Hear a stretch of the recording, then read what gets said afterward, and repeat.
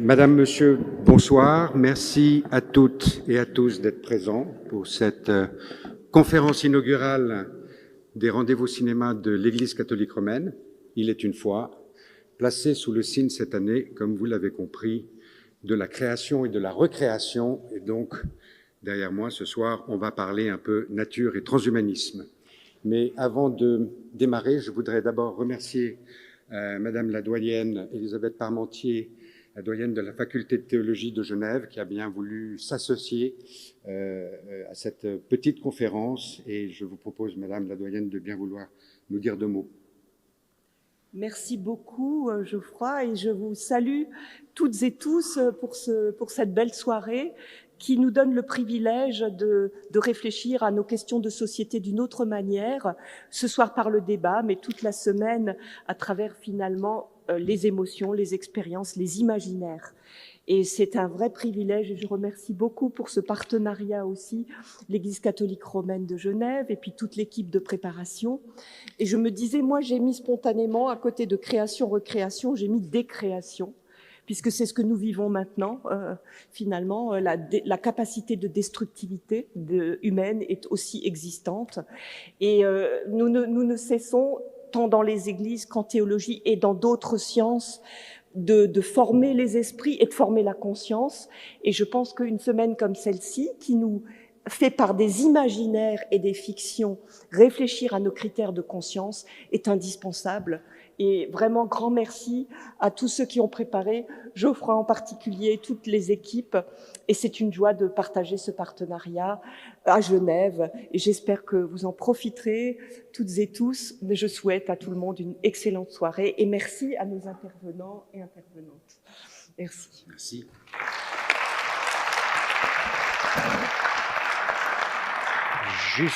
Juste avant de démarrer, quelques mots. Nous sommes aussi partenaires sur cette conférence avec la plateforme interreligieuse qui est présente ici ce soir. Je les remercie d'être là. Ils ont des petits documents à vous distribuer après si ça vous intéresse à la sortie, et je suis sûr que ce sera le cas. Je voulais juste également vous dire que, comme vous le savez, l'Église catholique romaine est en charge en ce moment avec la paroisse du Sacré-Cœur d'un projet très important qui est celui de la reconstruction de l'église du Sacré-Cœur qui se trouve juste à côté, ici, à côté du Grütli, où nous allons commencer cette semaine de cinéma. Et voilà, c'était l'occasion aussi, un petit peu par l'intermédiaire de cette conférence, de rappeler ce projet qui est très très important et qui va voir le vicariat qui est en vieille ville de Genève depuis quand même un certain nombre de décennies, pour ne pas rajouter quelques zéros, ou en tout cas 1 ou 2, qui va donc déménager et se retrouver dans cette maison d'église que nous allons créer ensemble. Et je remercie également la présidente du comité de la maison d'église, ici présente Christine Maître, qui mène à la baguette le comité de soutien de la maison d'église pour trouver un petit peu d'argent pour faire en sorte que nous puissions nous y installer assez rapidement. Maintenant, je vais céder la parole à Marie Sénèque, que vous connaissez tous certainement, qui est pasteur, entre autres, qui est partie un petit peu dans le canton de Vaud ces derniers mois, mais elle reste très très proche de nous, et également Emmanuel Tagnard, qui vont tous les deux interroger leurs invités. Emmanuel Tagnard, qui est producteur et journaliste à la radio-télévision suisse et qui est notamment le coproducteur de l'émission Faut pas croire, et tous les deux membres du comité cinéma, puisque comme vous le savez, à partir de demain, vous n'avez qu'une seule activité dans votre agenda, c'est aller au cinéma. Bonne soirée.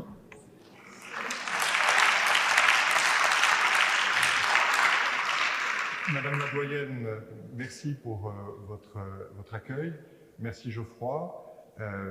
Madame, Monsieur, bonjour. Bonsoir plutôt.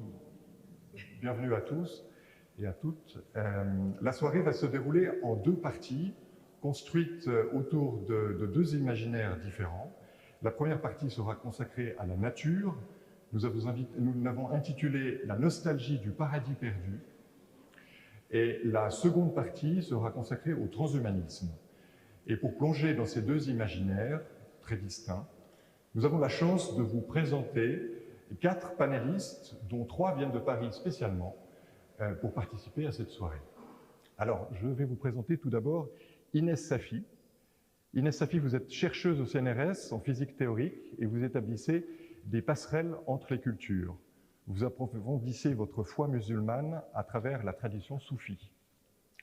Vous êtes née en Tunisie, vous manifestez très tôt un vif intérêt pour les sciences et les lettres, arabes et françaises.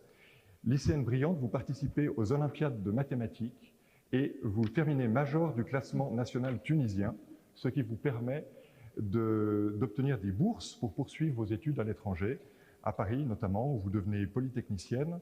Vous allez aussi aux États-Unis, où vous vous spécialisez dans la physique quantique. À votre retour en France, vous enchaînez doctorat et post-doctorat en physique théorique, avant d'entamer une carrière au CNRS.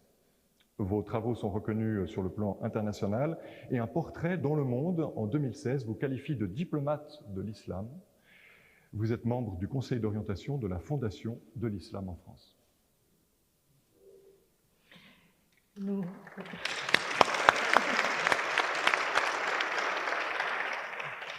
Et nous accueillons aussi ce soir Michel Maxime-Heger. Donc Michel Maxime-Heger, vous êtes écothéologien orthodoxe et vous êtes également sociologue. Vous êtes responsable du laboratoire de transition intérieure au sein de l'EPER et d'Action de Carême depuis 2016.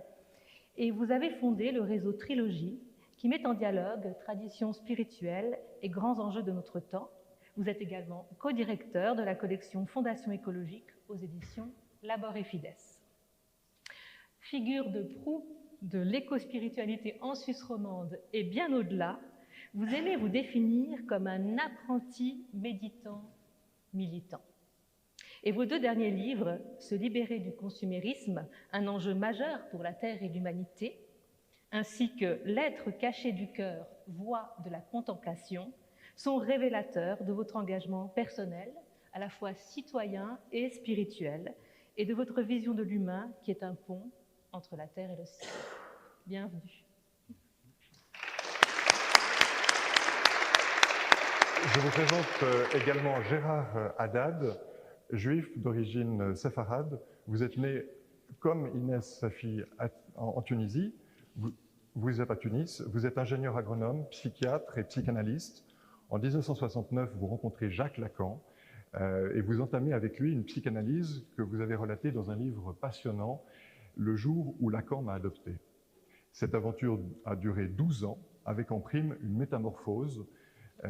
Marxiste et athée, vous voyez progressivement émerger en vous, au cours de cette analyse, la force du sentiment religieux et vous conduit progressivement à retrouver vos racines dans le judaïsme et à étudier en lecture croisée la psychanalyse et les textes hébraïques. Vous êtes également connu pour votre œuvre d'écrivain, de traducteur de l'hébreu et en tant qu'éditeur également. Vous êtes l'auteur d'une 15aine d'essais, dont Freud en Italie, qui fait l'éloge de la marche que vous avez coécrit avec feu votre épouse Antonietta Haddad-Pegolo. Vous avez aussi rédigé Dans la main droite de Dieu, psychanalyse du fanatisme en 2015, Le complexe de Caïn, terrorisme, haine de l'autre et rivalité fraternelle, et à l'origine de la violence, d'Oedipe à Caïn, une erreur de Freud.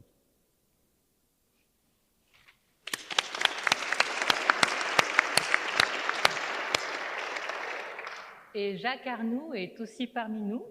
Jacques Arnoux, vous êtes expert éthique au CNES, donc le Centre national d'études spatiales en France.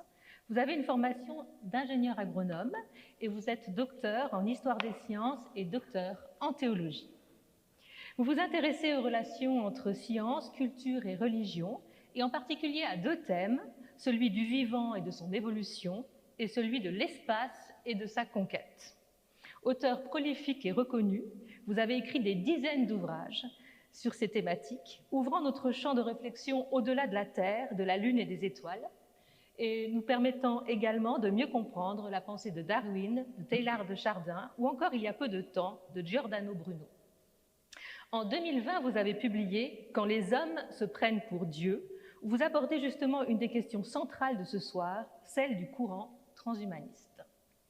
Mais avant de passer au transhumanisme, en attendant d'en parler, eh bien, je vous invite maintenant à entrer dans la première partie de notre soirée durant laquelle nous allons aborder la question de la nature de la création. Durant ce festival, 12 films permettront de questionner notre rapport à la nature. Et une nature qui, vous le verrez souvent, crève l'écran par sa beauté. Vous pourrez voir un chêne grouillant de vie, des champs sublimés par la lumière du Texas.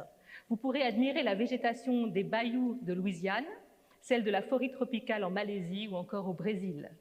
Et puis vous pourrez aussi découvrir la nature, vue à travers le filtre spirituel ou religieux, c'est-à-dire la nature sacrée des peuples premiers, ou encore la nature vue à travers le regard de saint François d'Assise. On pourra constater toute cette semaine que des relations très diverses peuvent se nouer avec la nature. Ainsi, dans Leave No Trace, la forêt est un lieu refuge pour un père et sa fille. Dans Clara Sola et Nausicaa, les héroïnes tissent un rapport quasi organique et mystique avec la nature. On verra aussi Bruno Manzer, qui voit naître un engagement militant au cœur de la nature. Et puis il va s'engager au péril de sa vie pour la préservation de la forêt et de celles et ceux qui y vivent. Dans Night Moves, les personnages, eux, glissent peu à peu dans la radicalité et l'écoterrorisme. Ces quelques exemples tirés de notre festival illustrent la complexité de notre rapport à la nature. Une complexité qui est bien sûr aujourd'hui amplifiée par la crise écologique. Et vous le verrez, la majorité des films présentés mettent en scène la destructivité humaine. Parce que si la nature n'a pas été créée par l'homme, il est capable de l'anéantir et de mettre en péril des équilibres subtils, de menacer la majorité de nos écosystèmes. Alors, à lire le dernier rapport du GIEC, à écouter les scientifiques, les jeunes qui manifestent dans les rues, à prendre au sérieux toutes celles et ceux qui aujourd'hui s'engagent dans la transition, on pourrait être tenté de prendre la fuite, loin de cette planète bleue qui s'encrasse et s'échauffe. Fuir, car bien que nous sachions qu'il ne peut être pas trop tard pour limiter la casse et les émissions de CO2, ou pour arriver à enrayer l'effondrement de la biodiversité, nous ne pouvons pas aujourd'hui nous leurrer. Les années et les décennies à venir vont exiger de nous autant de courage que de résilience. Alors, comme nous ne sommes pas encore capables de fuir sur une autre planète, face aux défis actuels et en prise avec l'éco-anxiété, nous pourrions être tentés de nous échapper dans le passé ou dans le futur, que ce soit dans la nostalgie d'une nature sauvage ou romantique, ou dans un futur digne des films de science-fiction que vous pourrez découvrir aussi cette semaine. Mais si l'imaginaire peut être une fuite, il ne l'est pas toujours. Ainsi, laisser courir son imagination et s'ouvrir à d'autres récits peut permettre de traverser un temps de crise. Dans une salle de cinéma, plongée dans le noir, il est possible, en s'extrayant pour un temps du monde, de stimuler notre imagination et de mettre en mouvement des émotions comme notre intellect pour s'ouvrir enfin à d'autres possibles. Et c'est pourquoi ce soir, nous vous proposons d'explorer avec nos invités d'autres possibles, en commençant donc par parler de la création. Mais dès lors que nous parlons de création, de terre-mère, la nostalgie peut très vite s'inviter. En effet, nous pourrions avoir envie de retrouver le monde d'avant, qui est parfois simplement le monde de notre enfance, comme on pourrait avoir la nostalgie du jardin perdu des mythes fondateurs monothéistes. Mais est-ce que cette nostalgie est bonne conseillère? Est-ce que cette mythologie moderne, très répandue, du retour à la nature sauvage, peut vraiment nous aider? Et puis d'ailleurs, peut-on encore parler de nature sauvage, d'espace sauvage sur notre planète à l'ère de l'Anthropocène? Savez-vous qu'en 2018, une étude publiée dans la revue Nature indiquait que les espaces sauvages représentaient moins d'un quart de la Terre? Donc vous imaginez ça, 2018, 23% seulement d'espaces sauvages contre 85% le siècle d'avant. Alors face à cette situation difficile et inédite, doit-on faire le deuil d'un éventuel retour en arrière ou pas? Et Michel Maxime Heger, Je vous invite à commencer à répondre à cette question. Donc, est-ce qu'on doit faire le deuil d'un éventuel retour en arrière ou pas? Et est-ce que finalement, nous sommes condamnés à aller de l'avant? Vous m'entendez comme ça ou bien est-ce que... Oui? Le micro, c'est mieux. Je crois que c'est mieux. Comme ça? Ah, c'est enregistré, d'accord. Eh bien, d'abord, bonsoir à toutes et tous, et puis merci au festival, il est une fois, de cette invitation. Je suis vraiment très ravi de partager cette soirée avec vous et de réfléchir ensemble à ces questions. Alors, c'est vrai qu'il y a toute une partie, en fait, de ce qu'on appelle les courants de l'écologie profonde, qui vit un peu sur le mythe d'une nature originelle, d'une nature sauvage qui aurait été perdue et qu'il faut retrouver. Et d'ailleurs, c'est souvent aussi lié à cette idée de la nature, au fond, comme source de salut. Après, il faut aussi dire que, bibliquement, on a dans le récit de la Genèse, au fond, les traces d'un mythe de l'âge d'or. C'est cette création bonne, hein, comme le texte le répète, qui sort des mains de Dieu avec cet être humain créé à l'image et à la ressemblance, avec ce jardin extraordinaire, magnifique, où toutes les créatures sont végétariennes. C'est quand même pas mal. Et c'est vrai qu'on peut aussi avoir, de ce point de vue-là, la nostalgie, au fond, de cet Éden originel.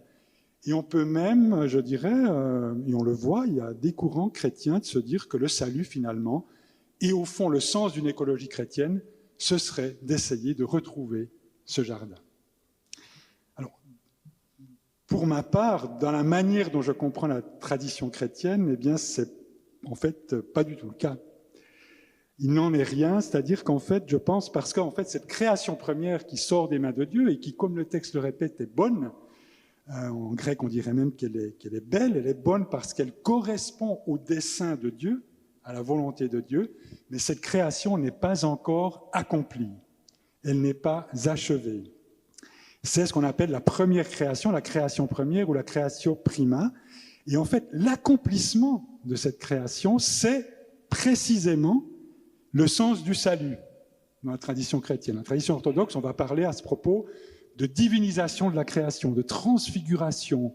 On va parler de la participation non seulement de l'être humain, mais de toutes les créatures, de la création tout entière à la vie divine. Ça, c'est le sens du salut. Donc, pour aller vers une forme de vie en communion, de réconciliation et de paix. Et cet accomplissement, c'est une dynamique. Et c'est une dynamique qui est en fait se déploie dans une histoire. Il y a aussi d'ailleurs une histoire de la nature. Et c'est dans une histoire où en fait vont coopérer, ou vont jouer entre eux, Dieu avec sa puissance créatrice, mais aussi la nature avec une part d'autonomie et de créativité qui lui est propre, et puis bien évidemment l'être humain aussi avec sa part créatrice. Et on va avoir ce jeu entre ces trois dimensions. Et donc en fait, bibliquement, le terme de cette dynamique, et c'est là où on entre dans ce qu'on appelle l'eschatologie, c'est-à-dire toute la vision des fins dernières, eh bien dans cette vision, et on oublie souvent l'eschatologie quand on parle d'écologie d'ailleurs, hein, c'est une dimension qu'on oublie, eh bien en fait c'est pas du tout le terme de cette dynamique, c'est pas le retour à une forme de commencement idéal, comme si on voulait se réinstaller dans cet Éden originel, dans ce paradis, mais c'est bien l'émergence d'une terre et d'un ciel nouveau, comme le dit le texte de l'Apocalypse. Donc, pas de retour en arrière, donc oui, aller de l'avant. La grande question, c'est comment. Et il est évident qu'on ne peut pas continuer à aller de l'avant comme on l'a fait jusqu'ici. Vous avez parlé, Marie Sénèque, de toutes les destructions. Et là, en fait, le récit de la Genèse, qui n'est pas à jeter à la poubelle pour autant, eh bien, il a des choses, en fait, à nous apprendre et il garde tout son sens. Parce que c'est lui qui va donner, au fond, les fondements, on pourrait dire ontologiques, c'est-à-dire de l'être profond, pour ce processus de salut, ce chemin. C'est lui qui va poser toute une série de principes, et c'est lui qui va aussi poser la vocation de l'être humain, comme le dit le texte biblique, d'être à la fois celui qui garde, qui cultive et qui sert ce jardin.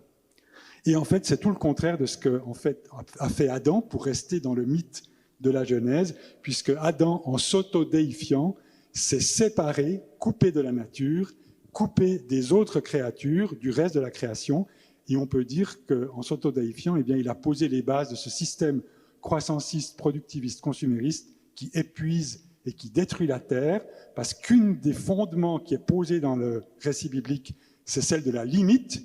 Tu mangeras de tous les arbres sauf. Et donc, en fait, ce système qui est un système de démesure, qui transgresse absolument toutes les limites, qui ne respecte pas l'intégrité de la création, qui ne respecte pas la valeur intrinsèque de chaque créature et qui nous a conduit à la situation dans laquelle nous sommes, et donc d'un être humain qui, plutôt que de participer à la transfiguration de la nature, a contribué à sa défiguration. Merci beaucoup, M. Maxime Heger, avec votre vision orthodoxe. Jacques Arnoux, quelle est votre position à vous entre cette proposition du paradis perdu et puis le fait d'aller de l'avant? Comment est-ce que vous voyez vous-même cette articulation entre les deux? D'abord, merci, puisque j'ai l'occasion de remercier tous les organisateurs et ceux qui m'ont invité à venir dans cette belle ville de Genève. Évidemment, je partage la même tradition biblique que Michel Maxime, donc je ne peux que confirmer ce qu'il vient de dire. J'ajouterai un mot qui a été prononcé à plusieurs reprises, celui de nostalgie. Et je trouve que c'est quelque chose qui mérite d'être pensé, alors peut-être pas, je ne suis pas psychanalyste, mais mon rapport à l'histoire, et à travers l'histoire, je ne réponds pas tout de suite comme théologien, mais je pense que c'est important. Je réserve la nostalgie à ceux qui ont vécu un moment que l'on peut regretter. Quand on n'a pas vécu, on ne peut pas être nostalgique. Il faut respecter ceux qui ont vécu, ceux qui ont vécu au paradis perdu. Bon, je ne sais pas, je ne les ai jamais rencontrés, ou tant d'autres événements. Donc, faisons, à mon sens, très attention avec ce sentiment-là, pour ne pas manquer de respect par rapport à ce que nous évoquons, ce que nous regrettons, ce que nous rappelons. Et en l'occurrence, évidemment, la nostalgie du paradis perdu, il y a une espèce de... Voilà, nous ne pouvons pas être nostalgiques de ce temps-là. Dans la Bible, évidemment, le premier, nous pensons tous, comme vous l'avez fait, à ce récit de la Genèse. Pour répondre à votre question, je pensais à un auteur que je crois que vous avez récemment travaillé, qui est Qoheleth, et que vous avez traduit. Et j'irai la lire, cette nouvelle traduction, avec grand intérêt, parce que c'est un auteur que j'aime beaucoup, comme sage. Et vous savez, au début de ce livre de Qoheleth, il y a quasiment une maxime. Elle est aujourd'hui dans les... Si elles existent encore, les pages roses du Larousse, mais rien de nouveau sous le soleil. Et c'est vrai que je crois que pour Qoheleth, c'est un espèce de... Il est rassuré par ça. Il n'y a rien de nouveau sous le soleil, rien n'a bougé, et tant mieux. Et nous le savons bien, ça ne marche pas. Cette vision du cosmos, là aussi, le cosmos, c'est ce qui est beau, c'est ce qui est ordonné, ce que disait Michel Maxime. Nous savons bien que ça ne fonctionne pas. Même le cosmos n'est pas si beau et si ordonné que nous pouvons le croire dès lors que nous commençons à le regarder avec nos instruments précis. Même le cosmos a une histoire. Même le cosmos a un avant et un après, a du nouveau et de l'ancien. Quand nous regardons sur le vivant, c'est encore pire, si je puis dire. Là, c'est plutôt mon côté d'ingénieur agronome qui le dit. Il y a en permanence du nouveau et donc de l'ancien.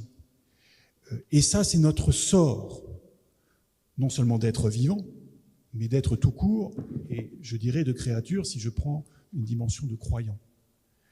Ça nous fait peur, ça faisait peur à Qoheleth. Il préférait se rassurer, du moins dans cette première expression de sa sagesse. Ouf, il n'y a rien de nouveau. Et pourtant, après, il écrit « Il y a un temps pour tout sous le ciel ». Et vous connaissez cette très belle pseudo-passage, un temps pour naître, un temps pour mourir, un temps pour bâtir, un temps pour détruire, un temps pour l'amour, un temps pour la lutte, etc., etc. Il y a au moins cette alternance. Alors vous me direz, oui, alternance des saisons, mais ça revient. Mais ça ne revient jamais tout à fait de la même manière. Et je crois que dans la Bible, il n'y a jamais de retour en arrière. En tout cas, ils sont très rares et pour des choses bien particulières. Vous vous souvenez quand il y a une espèce de, pas vraiment de retour, mais le peuple hébreu approche la terre promise, et puis ça se passe pas bien, allez, il faut partir en arrière. Mais ils ont changé entre-temps. Et quand Adam, lui, retourne en arrière, parce que Adam est tiré de la terre, est mis dans le jardin, et retourne dans la terre d'où il était tiré. Mais il a changé entre-temps. Il y a eu cette histoire, ce drame du jardin. Est-ce qu'il est devenu plus adulte? Certains théologiens disent, bah oui, il est devenu un homme. Oui. Et donc, il n'y a jamais de retour en arrière. Et ce qui est plus frappant dans la Bible, c'est que, en revanche, c'est toujours va, quitte, en avant,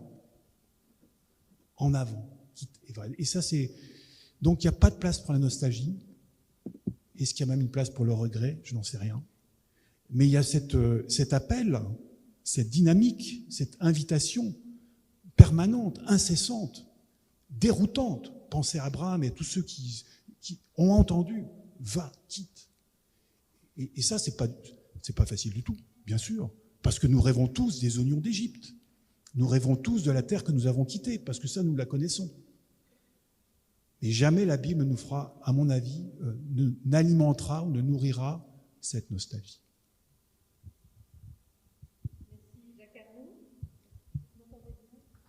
Voilà, c'est mieux comme ça. Merci beaucoup.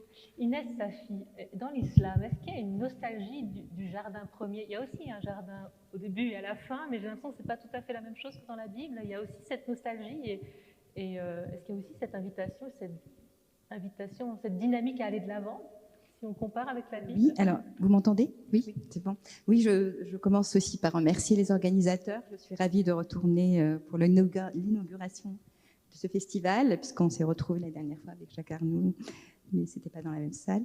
Merci. Je suis vraiment ravie aussi de partager cette table ronde, de partager ces moments avec vous.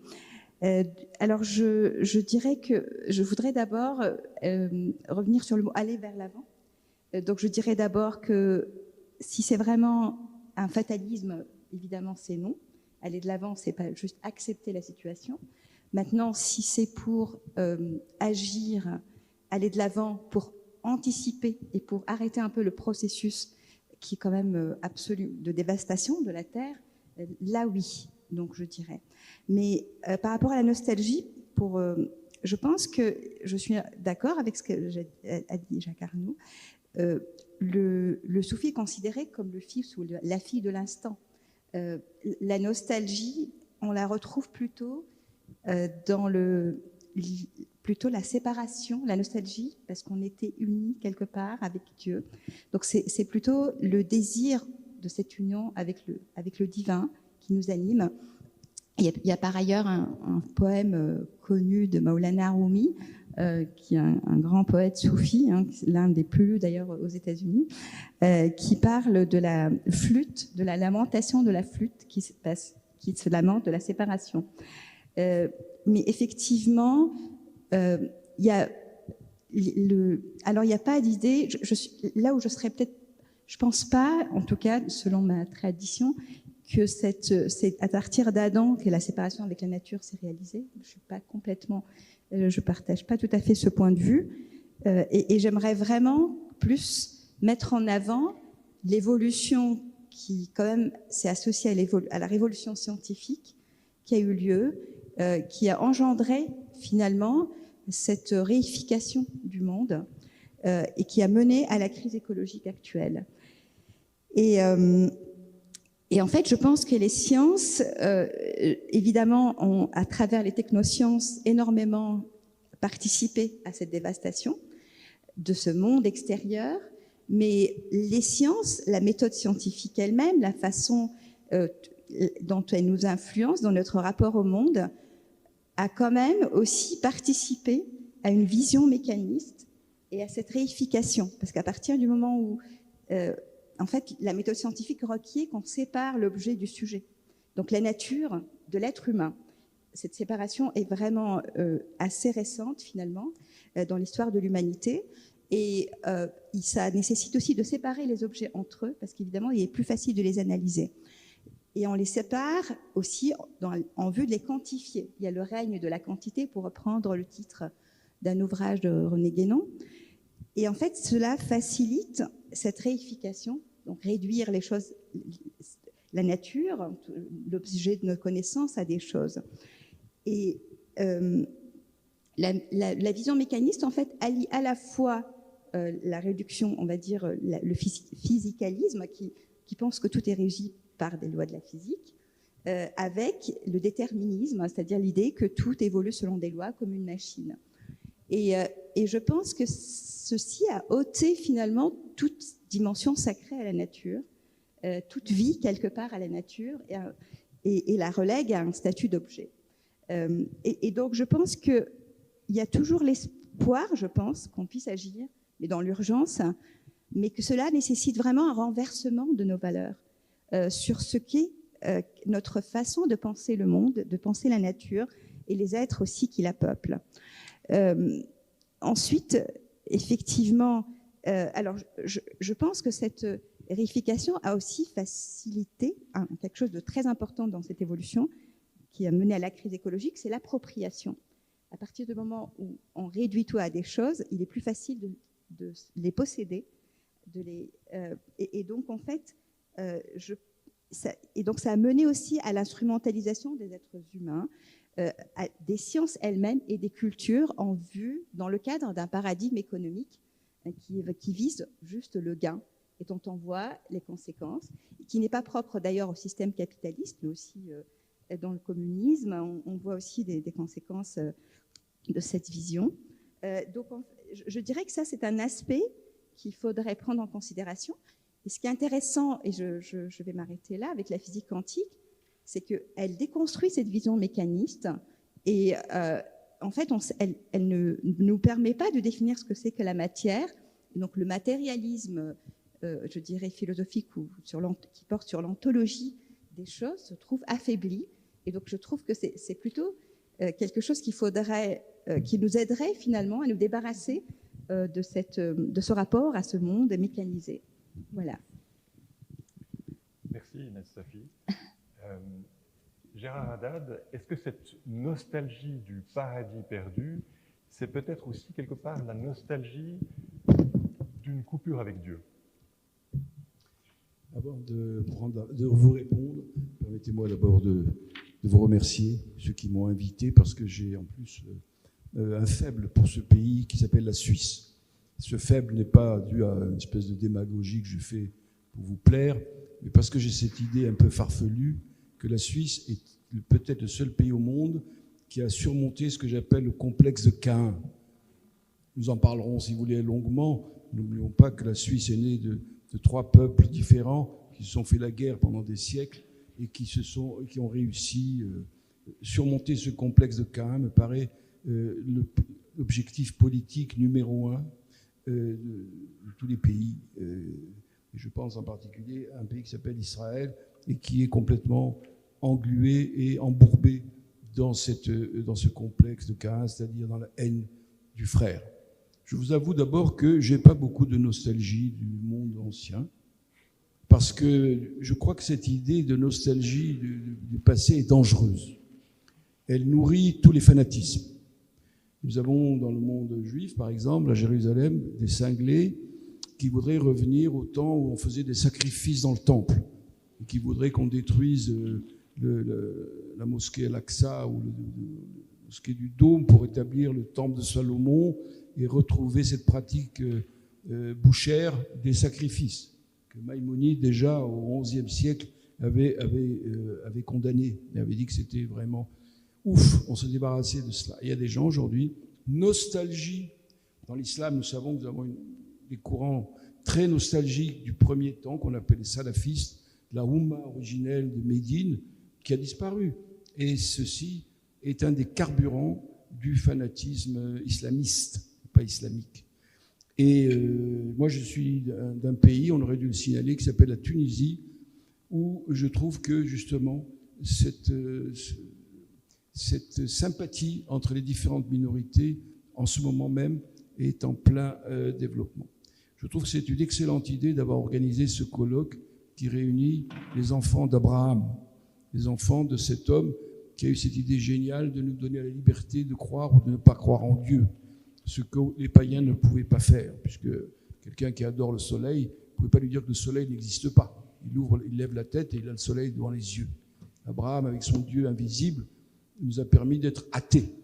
Et c'est une grande liberté, c'est un choix que le patriarche. Et donc que les enfants d'Abraham soient réunis ce soir est pour moi une grande satisfaction. Moi, je pense que le problème, ma nostalgie, si j'en ai une quand même, c'est pour tous les êtres que j'ai aimés qui ne sont plus là, des maîtres que j'ai eus, des personnes que j'ai aimées. Par contre, ce qui me désole, et ça c'est ma pratique d'analyse qui me le montre, c'est à quel point, si vous voulez, le monde aujourd'hui, j'ai eu un jour une émotion très grande, j'avais peut-être 16 ou 17 ans, j'étais à Tunis, à Sidi Bou Saïd, et soudain j'ai découvert un truc que j'ignorais qui s'appelle la beauté du monde. Ouvrir ses yeux sur la beauté du monde est quelque chose qui s'émousse aujourd'hui. On voit les gens courir après leur course, l'espèce de compétition infernale dans laquelle nous sommes engagés, alors qu'autour de nous, nous avons des montagnes, des rivages, des fleurs, des lacs, une infinité de beauté, cette beauté à laquelle beaucoup de gens sont devenus myopes, ils ne la voient pas. Moi-même, je vous le disais tout à l'heure, jusqu'à 17 ans, je ne la voyais pas. Et cette découverte, et chaque jour je la redécouvre, cette beauté du monde est une partie essentielle de ma joie de vivre, de ce qui me reste à vivre. La beauté d'un visage, d'un être qu'on aime, la beauté d'un enfant, toutes ces choses-là aujourd'hui, on a l'impression, dans ce monde de Kleenex, où l'on passe tout le temps d'un truc à l'autre. Alors cette nature, tout à l'heure vous avez bien fait de le dire, dans le chapitre 3 de la Genèse, la parole divine nous dit « garde-la », gardez, shamor, lishmor, ce qui veut dire à la fois garder, mais l'hébreu est plus riche, il veut dire aussi prends-en soin, cultive-la, et qu'elle soit ton souci. Lishmor, c'est ça. Shamor et Shabbat, ça veut dire prends soin du jour du repos, prends soin de la nature. Ces choses essentielles. Tout à l'heure, vous avez bien fait de parler de l'Ecclésiaste, c'est un livre qui m'est très cher, puisque je l'ai bien retraduit, et qui est un des livres, disait Melville, le plus important qui ait jamais été écrit. Le premier essai que j'ai jamais voulu écrire, que j'écrirai sans doute jamais, c'est de comparer Héraclite et l'Ecclésiaste. Héraclite qui dit « on ne se baigne jamais deux fois dans un même fleuve ». Qu'est-ce que veut dire l'Ecclésiaste quand il dit « En hadash tahat hashamesh » il n'y a rien de nouveau sous le soleil. Vous vous croyez comme ça éternel, vous vous croyez... L'idée de la mort est difficile à regarder dans les yeux, parce que comme disait l'autre, on ne peut pas regarder le soleil en face. Alors moi, donc, je conclurai par cela. Essayez de réouvrir les yeux de nos compatriotes à la beauté du monde, et à partir de ce moment-là, il sera beaucoup plus à même, l'ishmor, de garder cette beauté qui est extrêmement fragile et qui est toujours là. Nous ne croyons pas que nous vivons dans un monde où tout est détruit. Et voilà, je pense que cette notion, cet éblouissement que la nature nous produit, la beauté d'un concept, la beauté de tant de choses, la beauté d'un opéra, la beauté d'un texte, d'un poème, nous sommes entourés de beauté et malheureusement, trop souvent aujourd'hui, nous ne les voyons plus. Merci beaucoup, Gérard. Merci.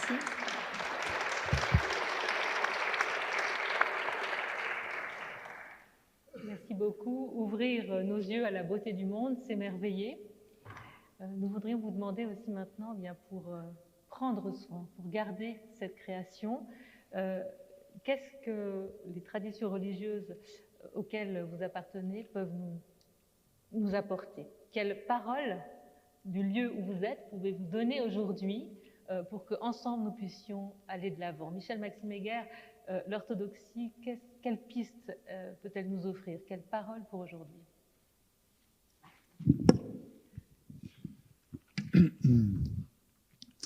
Alors on a parlé de aller de l'avant, j'aimerais reprendre ça. Hein. Et puis, qu'est-ce que ça veut dire? Et puis j'aimerais en fait resituer la question qui m'est posée par rapport à un enjeu qui est pour moi absolument central aujourd'hui, c'est cette fameuse grande transition écologique et sociale.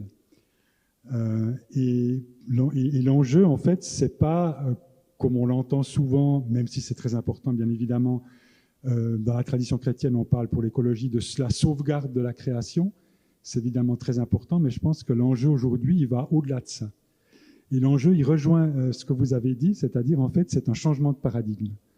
Ce à quoi on doit contribuer, c'est un changement de paradigme. Et là, j'aimerais citer quand même une fois Laudato Si, l'encyclique du pape François, formidable sur l'écologie, où quand, à un moment donné, il dit ce qui arrive en ce moment nous met devant l'urgence, donc il y a cette dimension d'urgence, d'avancer, hein, c'est l'idée d'aller de l'avant, dans une révolution culturelle courageuse. Révolution culturelle courageuse. Le patriarche Bartholomée Ier, primat des églises orthodoxes, parle, lui, d'une grande métanoïa individuelle et collective, donc vraiment cette idée d'un grand renversement, d'un grand changement pour aller vers cette conscience de l'unité. Alors, si on parle de changement de paradigme, de cette révolution culturelle, de métanoïa, ça veut dire quoi? Alors pour moi, d'abord, ça veut dire qu'on doit aller à la racine des problèmes, c'est-à-dire quelque chose de radical dans cette démarche, c'est-à-dire aller à la racine des problèmes. Et ces racines, elles sont culturelles, elles sont psychologiques et elles sont spirituelles. Et puis la deuxième chose, c'est qu'on doit pas seulement, c'est ce que fait l'écologie horizontale, qui est extrêmement importante, interroger nos modes de vie, la manière dont on gère les ressources, la manière de l'organisation sociale, enfin toutes ces choses extrêmement importantes, c'est qu'on doit aussi à un moment donné réfléchir sur le sens de la vie. Et qu'est-ce que ça veut dire que habiter cette terre en tant qu'humain? Ça, c'est la deuxième chose. Et la troisième chose, on a évoqué le mot d'imaginaire, on est dans un festival de cinéma, c'est vraiment un appel à changer de regard et à changer d'imaginaire. Et donc, par rapport à ça, eh bien, je pense que les traditions religieuses, en particulier chrétiennes, orthodoxes, ont des ressources, ont quelque chose à apporter pour cet enjeu-là, qui est pour moi l'enjeu fondamental. Mais avant de juste mentionner 2-3 points, j'aimerais encore ajouter quelque chose. Je pense que, en particulier pour la tradition chrétienne, il y a certaines conditions. Et une des conditions, c'est la nécessité de revisiter de manière critique, de manière audacieuse et de manière créative toute notre tradition théologique. Parce que je pense qu'on ne peut pas simplement, aujourd'hui, face aux enjeux actuels, simplement faire des ressucés de la théologie de la création et de l'anthropologie telle qu'on l'a faite jusqu'à maintenant. Et donc ça veut dire, faire une vraie théologie de la terre, et pas seulement du ciel, rééquilibrer les dimensions de transcendance et d'immanence de Dieu. Ça peut vouloir dire aussi sortir de l'anthropocentrisme, retrouver la dimension cosmique du salut et du Christ, etc., etc. Tous finalement, les grands chantiers de la théologie verte qui se développent depuis une trentaine d'années. Et puis, la deuxième chose, c'est que ce travail ne peut se faire qu'en dialogue. Je suis très heureux qu'il y ait des scientifiques à cette table, comme madame, parce qu'on ne pourra pas faire ce travail théologique sans être en dialogue avec les autres traditions de sagesse et avec la science. Donc ça, c'était peut-être juste pour poser. Alors après, le but de tout ce travail, c'est pas de faire juste de nouvelles belles théories et doctrines théologiques, intellectuelles. Pour moi, c'est vraiment à un moment donné de pouvoir en fait cultiver ce que le pape François appelle les vertus écologiques. Et quand il parle de vertus écologiques, c'est pas de nouveau des normes morales auxquelles on aurait à se conformer, c'est des attitudes intérieures. Des attitudes intérieures nourries par la spiritualité qui vont en fait donner du sens au changement de comportement auquel on est appelé. Alors, il y a plein de vertus. Je vais juste en mentionner rapidement quelques-unes. Il y a d'abord le respect. Le pape François parle de respect sacré de la création dans son intégrité, la valeur intrinsèque de chaque créature. Et quand il parle de respect sacré, c'est que cette création, cette nature, c'est pas qu'un stock de ressources, ce qu'en a fait la modernité occidentale et ce système économique, mais c'est vraiment un lieu qui est à la fois une manifestation de Dieu et aussi, ça c'est très cher à la tradition orthodoxe, qui est en fait aussi le lieu de Dieu, c'est-à-dire le lieu de sa présence. C'est ensuite l'émerveillement, et là je rejoins tout à fait ce que Gérard Haddad a dit sur l'éblouissement, l'émerveillement face à la beauté de la création. C'est aussi la gratitude, puisque cette création nous est donnée gratuitement et sans elle on ne pourrait pas vivre. C'est l'humilité, et là nous souvenir que nous sommes faits de terre, nous sommes humus, et c'est très positif, c'est pas du tout négatif, nous sommes faits de terre, nous sommes humus, et ça nous invite à l'humilité. La compassion, puisque nous sommes tous en interdépendance, et que ce que je fais aux autres, c'est à moi-même que je le fais, Et je suis dans cette relation d'interdépendance profonde. Le pape François parle d'enchevêtrement. Il a une phrase extraordinaire. Il dit « Nous devrions vivre chaque espèce qui disparaît comme une mutilation de notre être ». C'est absolument extraordinaire en termes de vécu mystique de la création. On pourrait parler encore de la responsabilité et bien évidemment de la sobriété. Voilà, rapidement, quelques pistes. Et pour moi, c'est vraiment, donc on est là dans quelque chose qui est de l'ordre du vécu pour pouvoir vraiment nourrir des changements de comportement, les ancrer en plénitude dans l'être et leur donner leur sens. Merci Michel-Maxime Maguère. Alors, Jacques Arnoux, Michel-Maxime a fait plusieurs fois référence à Laudato Si. Vous, quel est le cœur du trésor catholique que vous metteriez en avant pour justement aller de l'avant avec foi et espérance?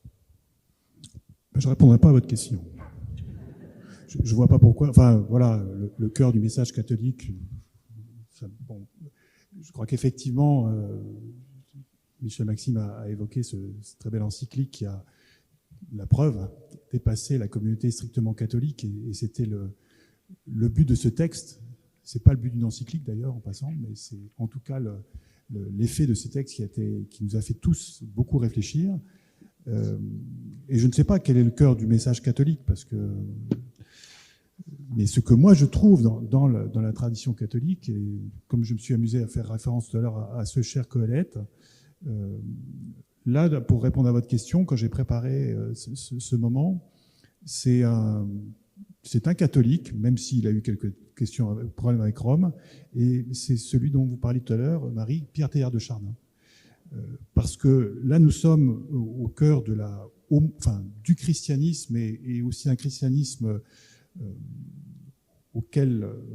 avec lequel Teilhard s'est nourri toute sa vie, et à travers Teilhard est un chrétien, plus encore qu'un chrétien. Comme François d'Assise, il était fasciné par la personne du Christ. Et quand on parlait effectivement de sens à donner, pour lui, c'est ça. Dans son expérience, Teilhard n'était pas un prédicateur, n'était pas un prophète, il ne voulait convertir personne, j'allais dire. Il était un homme en recherche. Et quand on le lit, on se rend compte que c'est la personne du Christ qui l'a attiré. Puisque nous tournons autour en avant, voilà, le grand attracteur, le Christ cosmique, comme il le rappelle dans toute la tradition néo-testamentaire, qu'il retrouve en tout cas en catholicisme, c'est lui qui va, moins dans l'orthodoxie, parce que là vous l'avez gardé, cette belle tradition, mais dans le catholicisme on a peut-être oublié cette dimension cosmique du Christ.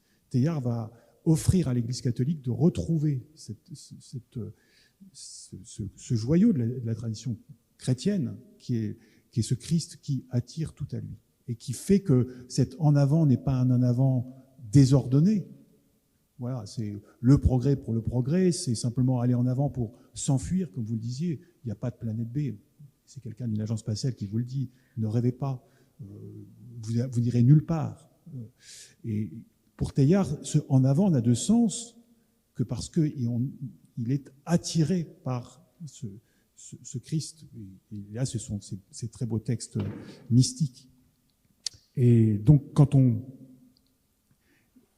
j'aimais beaucoup, dans votre question, il y avait c'était presque paradoxal, faire face et en avant. Et, alors, attendez, faire face et en avant, oui. Faire face, c'est la devise des aviateurs français. C'est la devise de Guynemer. Faire face au danger, faire face voilà, il y a un défi à relever. Mais pour Teilhard, c'est faire face au Christ qui nous attire pour aller en avant. Et il arrive à combiner cette espèce de dynamique un peu compliquée où on fait face et en même temps on avance. Donc la sequela Christi, la suite du Christ, ça c'est au cœur de la tradition chrétienne et en particulier catholique. Ce qui est intéressant chez Teilhard aussi, c'est que dans les moyens qu'il donne, dans sa propre expérience, il y a cette contemplation. Si Teilhard n'est pas un contemplatif, même parfois il est très critique à l'égard des contemplatifs de métier, si je puis dire, oui, la beauté du monde, lisez la messe sur le monde, c'est d'un panthéisme total, si ce n'était pas écrit par Teilhard de Chardin. Mais donc une expérience très forte, pas seulement esthétique, de ce monde, de cette matérialité du monde, de cette profondeur du monde, de cette beauté du monde, qui l'attire vers le Christ, qui le met en avant. Donc une contemplation, une adoration qui ne se suffit pas à elle-même et qui donc l'amène à l'action et déjà à la dynamique. À ce travail, Teilhard est un savant, mais même s'il dit qu'il n'est pas théologien, ou il a fait de la théologie suffisamment pour ce travail de l'intelligence, qui est essentiel. Là, ce n'est pas des recettes comme ça, c'est que pour nous, en catholicisme, et vous le disiez tout à l'heure par rapport à ce travail de la théologie, sans cesse à remettre sur l'ouvrage, confronté aux sciences, c'est pour ça que je rejoins ce que vous disiez à travers l'exemple de Teilhard de Chardin, confronté aux sciences, au développement scientifique, à tous ces cadeaux que les sciences font aux croyants, quelle que soit l'origine. Je sais qu'il y a un ouvrage qui avait fait frémir quelques croyants quand c'était le cadeau de Darwin. Oui, Darwin a été un cadeau, est un cadeau pour nous les croyants et tant d'autres scientifiques. Parce que ça nous oblige à reprendre sans cesse le travail de l'intelligence, rendre compte de la foi, rendre compte de la manière dont nous disons Dieu. Et le troisième point que j'avais noté, et je vois que nous nous retrouvons, c'est tout ce qui relève de l'imaginaire, de l'art, de la créativité, cinématographique bien sûr, mais aussi toutes les autres formes, où à notre petite mesure, puisque ici nous parlons de création et de recréation ou de décréation, mais l'homme est un petit créateur par rapport au créateur que nous confessons, mais il y a quelque chose évidemment dans l'expérience. C'était peut-être pas la première chose dans l'expérience de Teilhard, mais quand même ce travail, je tenais à le préciser, ce travail de l'imaginaire, parce que l'imaginaire, c'est, nous le savons bien, une manière de nous absenter de l'ici et du maintenant. Tout seul, il peut être très dangereux. Les philosophes n'aiment pas beaucoup l'imaginaire, une espèce de folle, disait-il. Pourquoi la folle ou le fou? Excusez-moi, mesdames, mais c'est comme ça que parlaient les philosophes. Mais lié au travail de l'intelligence, lié au travail de l'adoration et de la contemplation, l'imaginaire a aussi sa place pour pouvoir nous permettre d'aller en avant, mais pas n'importe où.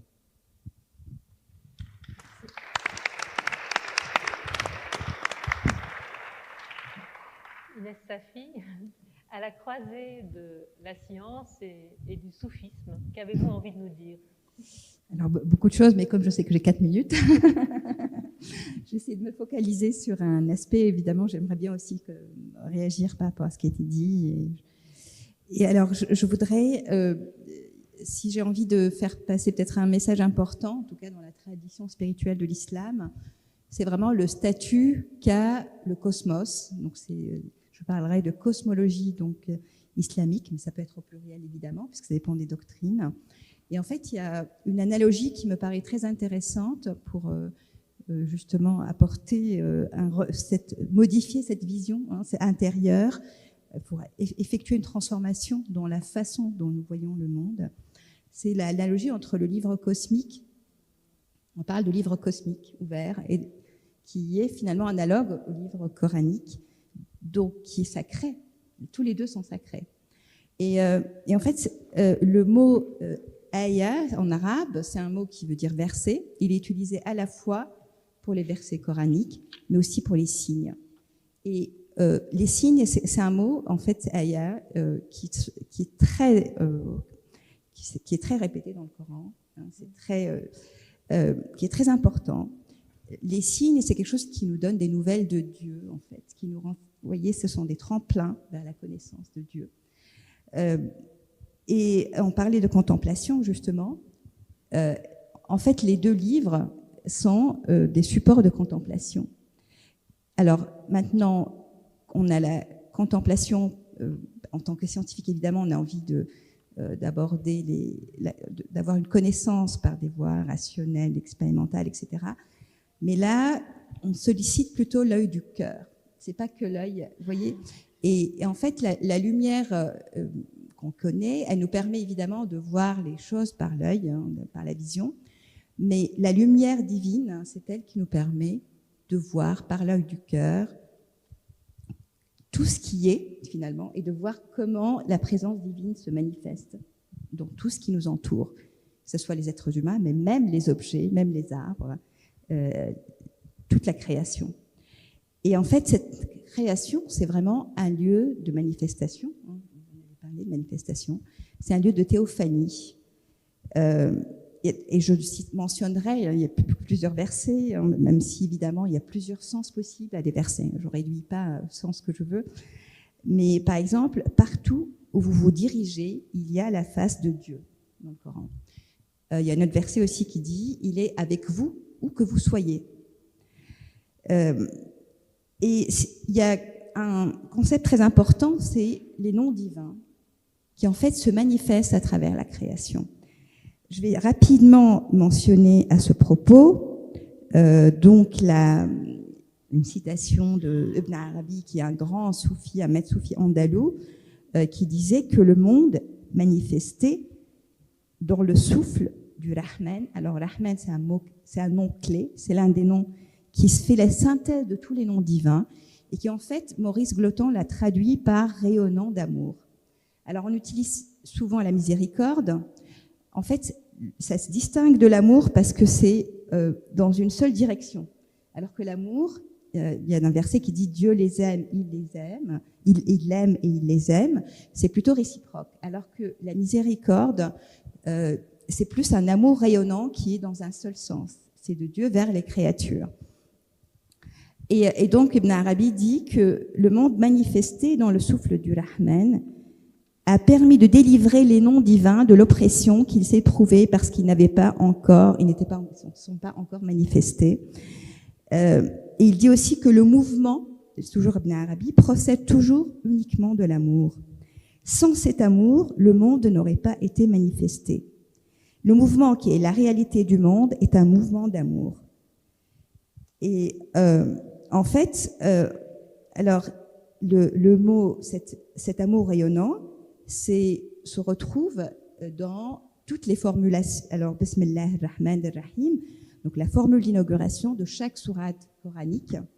Et en fait, on peut dire qu'il y a une analogie parce que ça ouvre les chapitres du Coran, mais ça ouvre aussi la création, parce que c'est par un acte de cet amour rayonnant que la création est un acte vraiment d'amour. Et cette manifestation des noms, donc dont celui de rayonnant d'amour, en fait, ce sont des relations avec l'existant, avec tout ce qui est. Ce sont des relations, ce sont des intermédiaires en quelque sorte entre l'essence. On parlait de transcendance et d'immanence. C'est vraiment à travers les noms. Maintenant, j'aime beaucoup citer aussi l'émir Abdelkader, qui est un disciple de Ibn Arabi, même si c'était pas la même période, qui nous dit qu'en fait, quand on brise la branche d'un arbre, on empêche les noms divins de se manifester. Donc, il ne s'agit même pas d'une morale, si vous voulez, ou d'un code. Et donc, en fait, il y a quelque chose, un concept aussi qui est essentiel et qui me semble important aussi, on parlait d'interdépendance, c'est que le moteur, je dirais, le concept principal de l'islam, c'est le tawhid. C'est pas du tout un concept facile parce qu'il sort un peu des catégories philosophiques. C'est plutôt, on peut dire que c'est de traduire par l'unification. Et on le retrouve dans cette origine commune aussi. Il y a un verset qui dit « Il vous a créé à partir d'une seule âme ». Et quelqu'un comme un grand soufi comme le Cheikh Alawi, qui est un soufi du début du XXe siècle algérien, interprète ceci comme étant l'origine commune de toute la création. C'est-à-dire que nous avons la même origine, la seule âme, qui est l'origine à la fois du cosmos et de l'être humain. Et en fait, Cheikh Alawi donne aussi une parabole, une métaphore que je trouve très intéressante, puisqu'Adam et Ève, selon lui, seraient nés à partir d'une relation d'amour entre la Terre et une étoile. Et en fait, c'était des jumeaux d'ailleurs, il n'y a pas du tout d'inégalité entre les deux. Et donc c'est l'étoile qui les a, en fait, qui est la mère, qui les a portés. Il n'y a pas du tout de péché, ils sont retournés sur Terre vers leur père, voilà, tout simplement. Donc il n'y a absolument pas d'idée de péché là-dedans. Alors l'être humain, donc il y a une sorte aussi de correspondance dans cette unification, je dirais, avec le cosmos, entre le macrocosme et le microcosme. Et pour revenir au nom, en fait, l'être humain, c'est lui qui a, sa nature humaine est définie par le fait que c'est lui qui synthétise tous les noms, contrairement aux autres êtres vivants, aux animaux, aux plantes, etc. Et en même temps, comme il a cette synthèse, il a aussi une mission qui est vraiment lourde, je dirais, que Dieu a proposée aux montagnes, parce que dans le Coran, Dieu parle aussi aux montagnes. Hein. Et Soliman, donc le prophète Soliman, parle aussi, connaît le langage des oiseaux. Il est même dit dans le Coran que toute chose, c'est pas seulement les êtres vivants, rendent gloire au Seigneur, mais nous ne savons pas percevoir, parce que nous n'avons pas la capacité de comprendre, de déchiffrer leur langage. Et donc l'être humain, par cette possibilité, par ce privilège, je dirais, mais aussi une responsabilité, donc il a la responsabilité de cette création. Alors il y a un mot qui est très important, qui est tasrir en arabe, et qu'on traduit par mise à disposition, mais je pense que c'est une mauvaise traduction, parce qu'en fait, c'est plutôt Dieu nous a confié, hein, c'est vraiment l'idée du jardinier avec son jardin, il y a l'idée le lieutenant de Dieu sur terre, et en fait, l'être humain, quand dans cette tendance, dans cette volonté d'unification, il se part des attributs divins, de ses noms.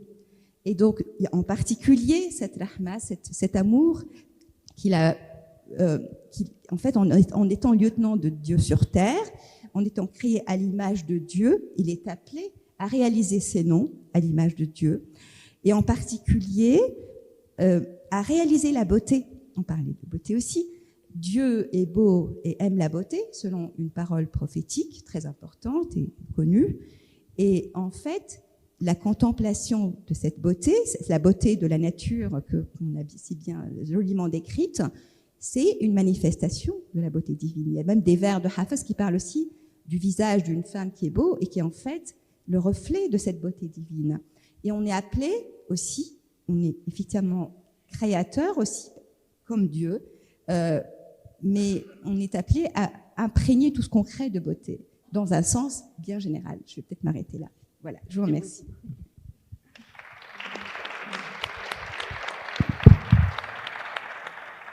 Merci beaucoup pour cette vision d'amour, d'énergie d'amour qui se répand dans l'univers et cette correspondance entre la Terre et le reste de l'univers, et l'être humain également. Gérard Haddad, qu'est-ce que vous aimeriez mettre en avant dans la tradition abrahamique pour nous donner la force justement d'aller de l'avant, vous aussi également? Abrahamique ou hébraïque? J'ai la particularité dans cette table ronde de représenter quelqu'un qui appartient à une tradition minoritaire. Vous ne pouvez pas savoir le bonheur que j'ai d'être minoritaire. J'étais en Tunisie il n'y a pas longtemps et on a parlé de la culture, etc. J'ai dit, mais quelle chance j'ai d'appartenir à une culture minoritaire. Et si je ne suis pas sioniste, c'est parce qu'en Israël, ils sont devenus majoritaires. Le juif, il est celui qui veut être minoritaire. C'est ma position. Les unanimités, une des critiques que, en tant que juif, nous ferions au christianisme comme à l'islam, c'est cette poussée universaliste qui les caractérise. Le judaïsme se veut particulier.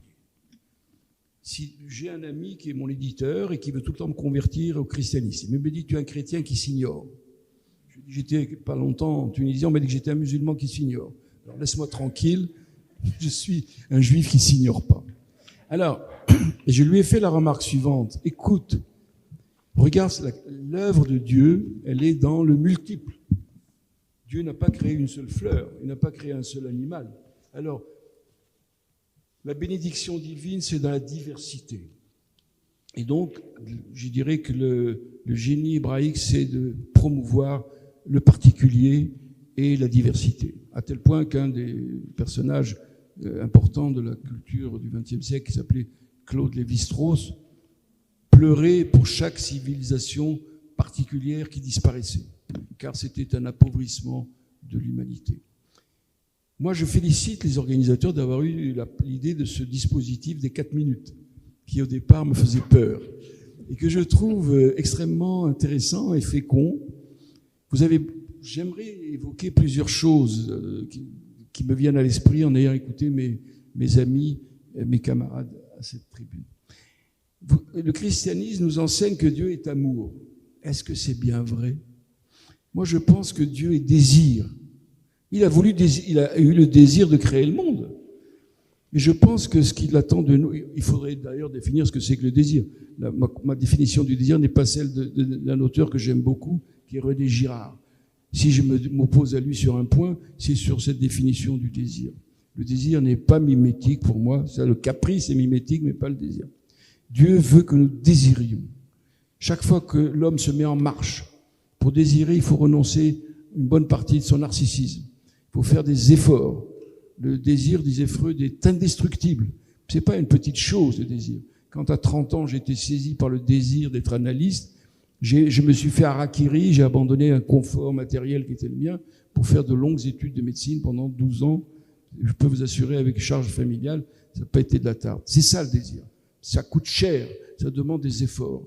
Je pense que Dieu veut de nous, est un être désirant plus qu'un être aimant. Alors, nous avons tout à l'heure un des sujets, à mon avis, importants qui ont été soulevés, c'est la dialectique entre ce qui change et ce qui est permanent.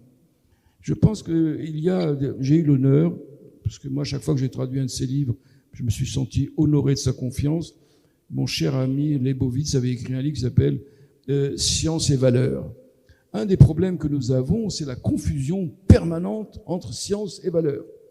Et pour développer sa thèse, il s'est appuyé sur un grand Français que l'on oublie beaucoup, je trouve, auquel on ne rend pas l'honneur qu'il mériterait, qui s'appelait Poincaré. Poincaré, qui était un immense savant, il a découvert la relativité peut-être avant Einstein, en même temps qu'un grand philosophe. Il a dit la chose suivante: entre science et valeur, il n'y a aucune intersection. On mélange tout le temps la science comme si la science est productrice de valeur. Eh ben non. Alors l'invariant dont on parlait tout à l'heure dans l'Ecclésiaste, dans le Coëlette, dans l'Ecclésiaste, ce sont les valeurs.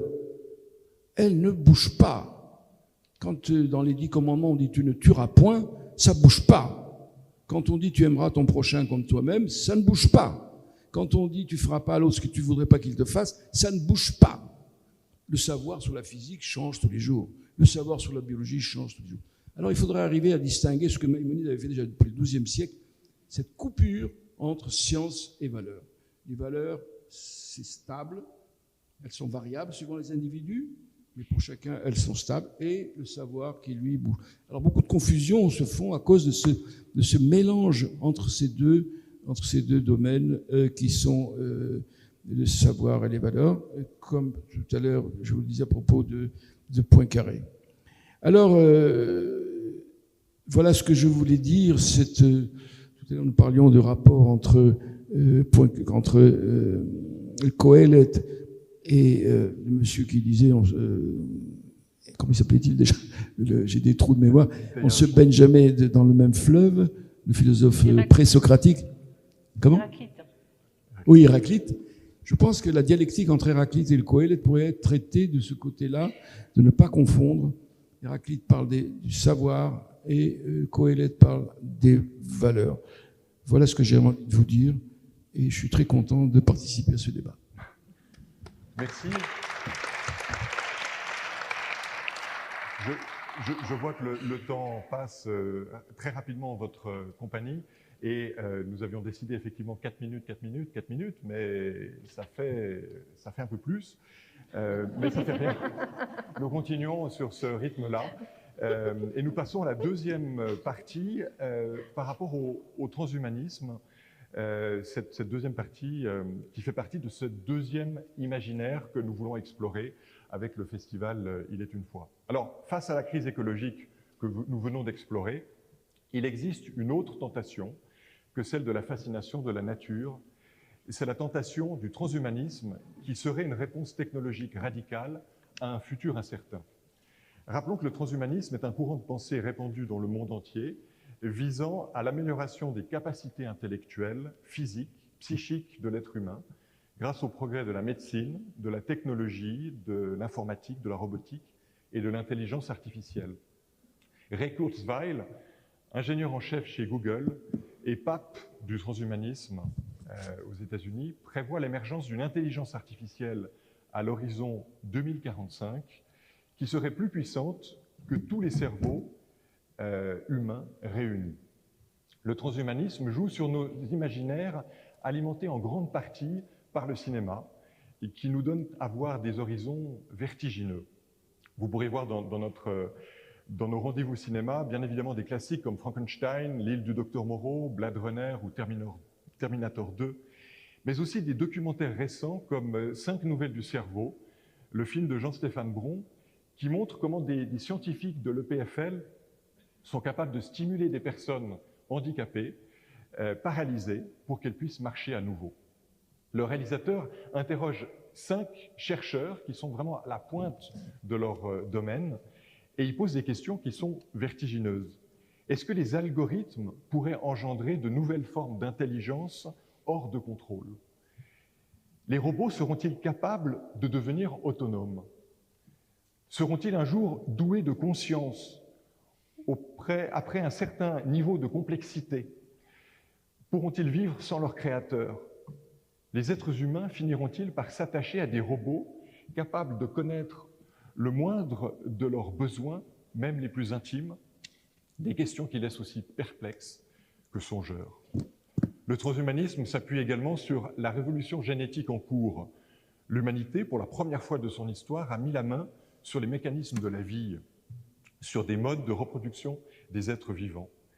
Il y a de formidables progrès médicaux, mais aussi de terrifiantes perspectives qui chamboulent nos références, notamment celles autour des structures de la parenté.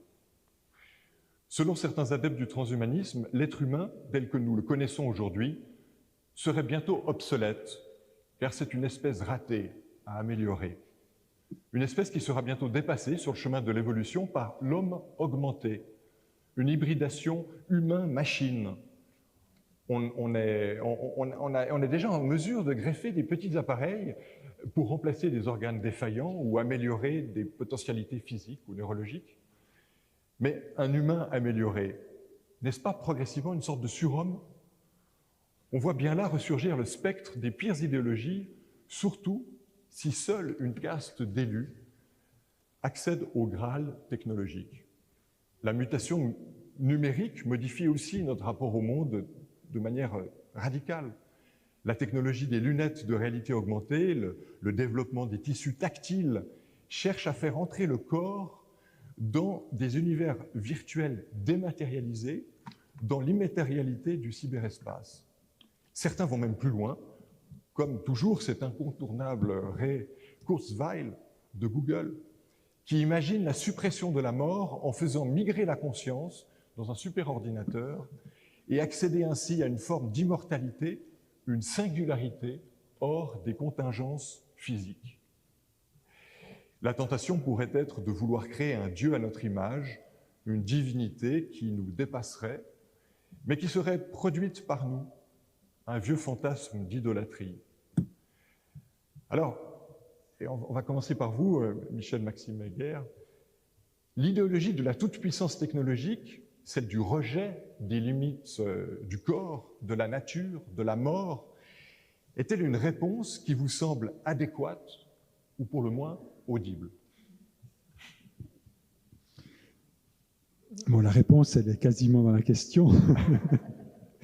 Mais bon, moi, je ne suis pas un spécialiste du transhumanisme, mais c'est vrai que j'ai lu 2-3 choses, puis en vous réécoutant pour me préparer. Et puis, ce qui m'a frappé quand même, puisqu'on est aussi là en tant que, voilà, venant de traditions religieuses, c'était qu'il y avait tout un discours où, d'une certaine manière, transhumanisme, dans son discours, reprend toute une série d'éléments, finalement, des traditions religieuses.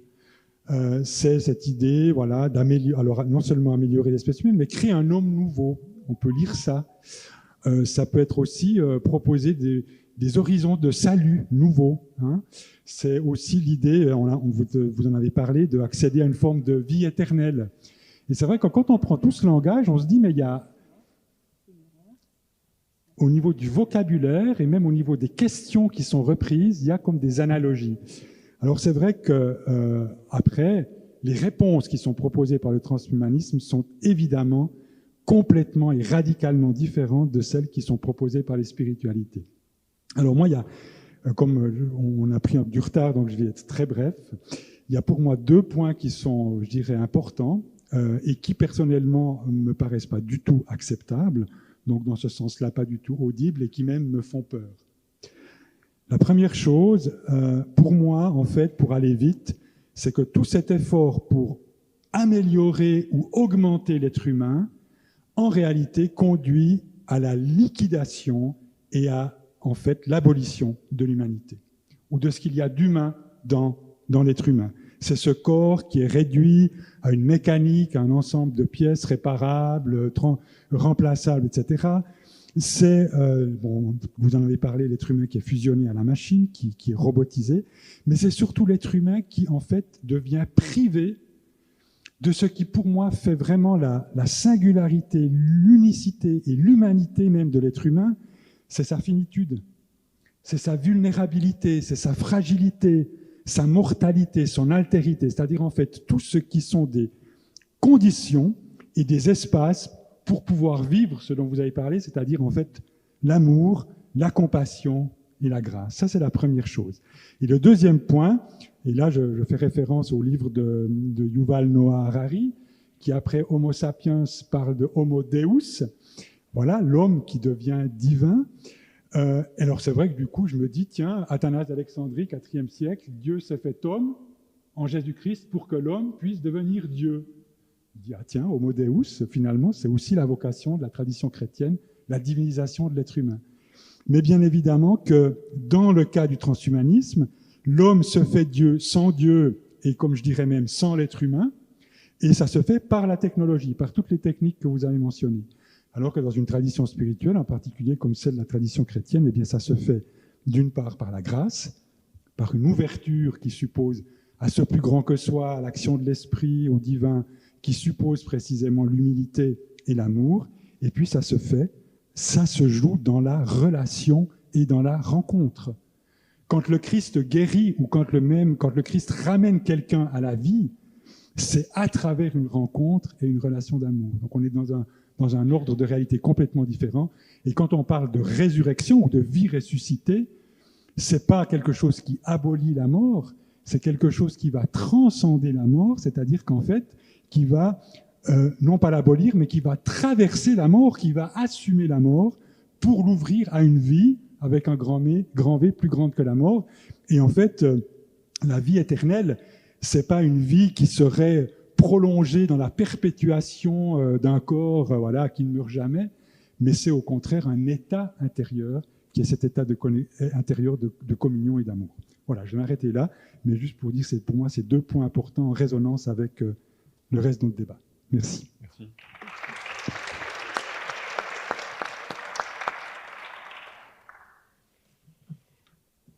Jacques Arnoux, j'ai osé vous poser une question impertinente. Est-ce qu'il y a quelque chose à sauver quand même dans le transhumanisme? Est-ce que dans cet idéal aussi d'un post-humanisme, il y a quelque chose quand même qui pourrait nous inspirer, ou en tout cas nous questionner, nous challenger?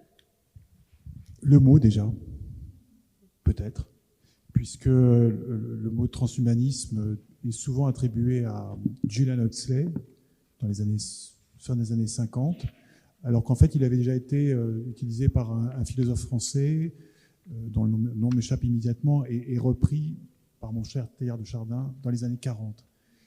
Mais comme une invitation, non pas pour les aspects tels qu'on vous l'avez décrit. C'était dans le cas de Huxley, oui, mais chez Teilhard ou chez... ce nom m'échappe, vous voyez. Mais un philosophe peu connu. En tout cas, c'était l'idée de la marche en avant, où il s'agissait de prendre au sérieux notre humanité et de l'amener au-delà. Chez Teilhard, c'est très clair, il n'y a aucun refus de la matière. Il ne s'agit pas d'adorer la matière, il ne s'agit pas d'adorer, y compris la matière biologique, mais de la prendre au sérieux pour pouvoir la traverser, dit-il, et aller au-delà. Au-delà des dualismes, par exemple, corps-esprit, au-delà de matière-esprit, ou au-delà, il utilise le terme de transhumanisme, par exemple, sur la paix. La paix, dit-il, ce n'est pas le contraire de la guerre, c'est quelque chose qui a pris tout cela en compte pour dépasser. Dans ce sens-là, le terme de transhumanisme, peut-être que lui, il faudrait le garder.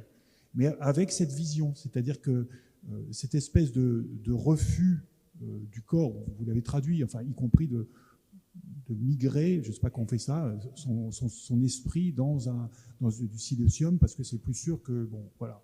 Il y a évidemment un refus du corps qui évidemment tourne aussi à l'obsession. Il y a toujours une espèce... La tentation, vous savez, on refuse, mais ce faisant, on n'arrête pas d'en parler. C'est la même chose. Alors, c'est par rapport, très présent dans le transhumanisme, de même par rapport aux technologies, vous l'avez dit également. Il y a une fascination pour la technologie, mais donc la réaction, c'est qu'on va refuser aussi la technologie. Enfin, c'est cette espèce d'ambiguïté du terme même de tentation. Et je trouve que dans la vision, alors c'est pas du tout pour faire du théâtre de Chardin, c'est plutôt comme exemple de la manière d'entendre aussi ce qui se dit, comme vous disiez. Est-ce que c'est audible? Oui, il faut l'entendre, puisque ce sont nos contemporains qui nous disent quelque chose, qui nous interrogent. Quand vous parlez de théologie, il y a une, je ne dis pas une théologie du transhumanisme, mais une théologie qui doit, comme vous l'avez fait, répondre quelque part à l'appel qui se dit. Kurzweil, moi, il me fait peur quand je vois les photos de ce brave homme. D'abord, bon, j'ai pas envie d'être immortel comme ça. Et puis, je crois qu'il se bourre de pilules. Enfin, ouais, moi, je le sens comme un appel. Lui, il l'exprime, enfin, l'illustre. Il y en a plein d'autres. Et par rapport à ça, c'est vrai que la tradition, au-delà de la tradition catholique, mais la tradition chrétienne, il y a ce que nous... le temps dans lequel les chrétiens sont encore, enfin, le mystère de Pâques, la question de la résurrection, et donc aussi son préambule qui est l'incarnation. Il y a évidemment prendre au sérieux, enfin, le chrétien est invité quand il entend ces revendications ou ces promesses transhumanistes, ben, il est ramené à ce qui est le cœur de la foi chrétienne, et avec évidemment à la fois ce que en particulier les catholiques ont peut-être oublié. Je ne fais plus partie de cette génération-là, mais je crois que mes parents faisaient encore partie de la génération qui chantait « Je n'ai qu'une âme qu'il faut sauver ». Le reste, le reste de la création, ou simplement mon corps, c'est tout au plus un moyen que je dois maîtriser et oublier, voire même dans certaines mortifier dans certaines spiritualités. Donc ça, évidemment, ça c'est... Je crois que c'est une démarche qu'il vaut mieux essayer de quitter, mais pour autant ne pas tomber dans l'autre extrême. Toujours parce que nous sommes dans le temps de Pâques, je pensais en préparant cette question en particulier, ce moment extraordinaire et pour moi vraiment émouvant de la rencontre au matin de Pâques de Marie-Madeleine et du ressuscité, avec donc le Noli me tangere. Évidemment, elle n'a pas parlé en latin, ni le Christ, hein, mais ne me touche pas. À la fois le Christ qui se présente dans son corps d'humain à Marie-Madeleine et qui en même temps ne veut pas que Marie-Madeleine le touche. Il y a une espèce de... C'est un peu étrange. Sauf si peut-être qu'on peut le lire dans ce corps, enfin, où il faut aussi apprendre, enfin, puisque c'est un corps ressuscité, je ne sais pas trop ce que c'est, hein, c'est un mystère la résurrection. Mais ce que vous disiez, c'est-à-dire quelque chose avec lequel il faut aussi s'apprivoiser, s'habituer, découvrir avec un immense respect. Et voilà, ce que, en tout cas, les transhumains me convient dans une réflexion, oui, dans une intelligence, dans une théologie. Donc, écoutons-les, parce que quelque part, nous sommes aussi un peu transhumains. Nous sommes déjà un peu bricolés, un peu réparés. Nous le sommes tous, pour la plupart d'entre nous, en tout cas. Entre nos systèmes auditifs, nos lunettes, nos prothèses. Bon, la question, c'est toujours la question des limites, évidemment. Éternelle question qui est celle des physiciens et celle des philosophes. Et ça, c'est une autre question. Merci.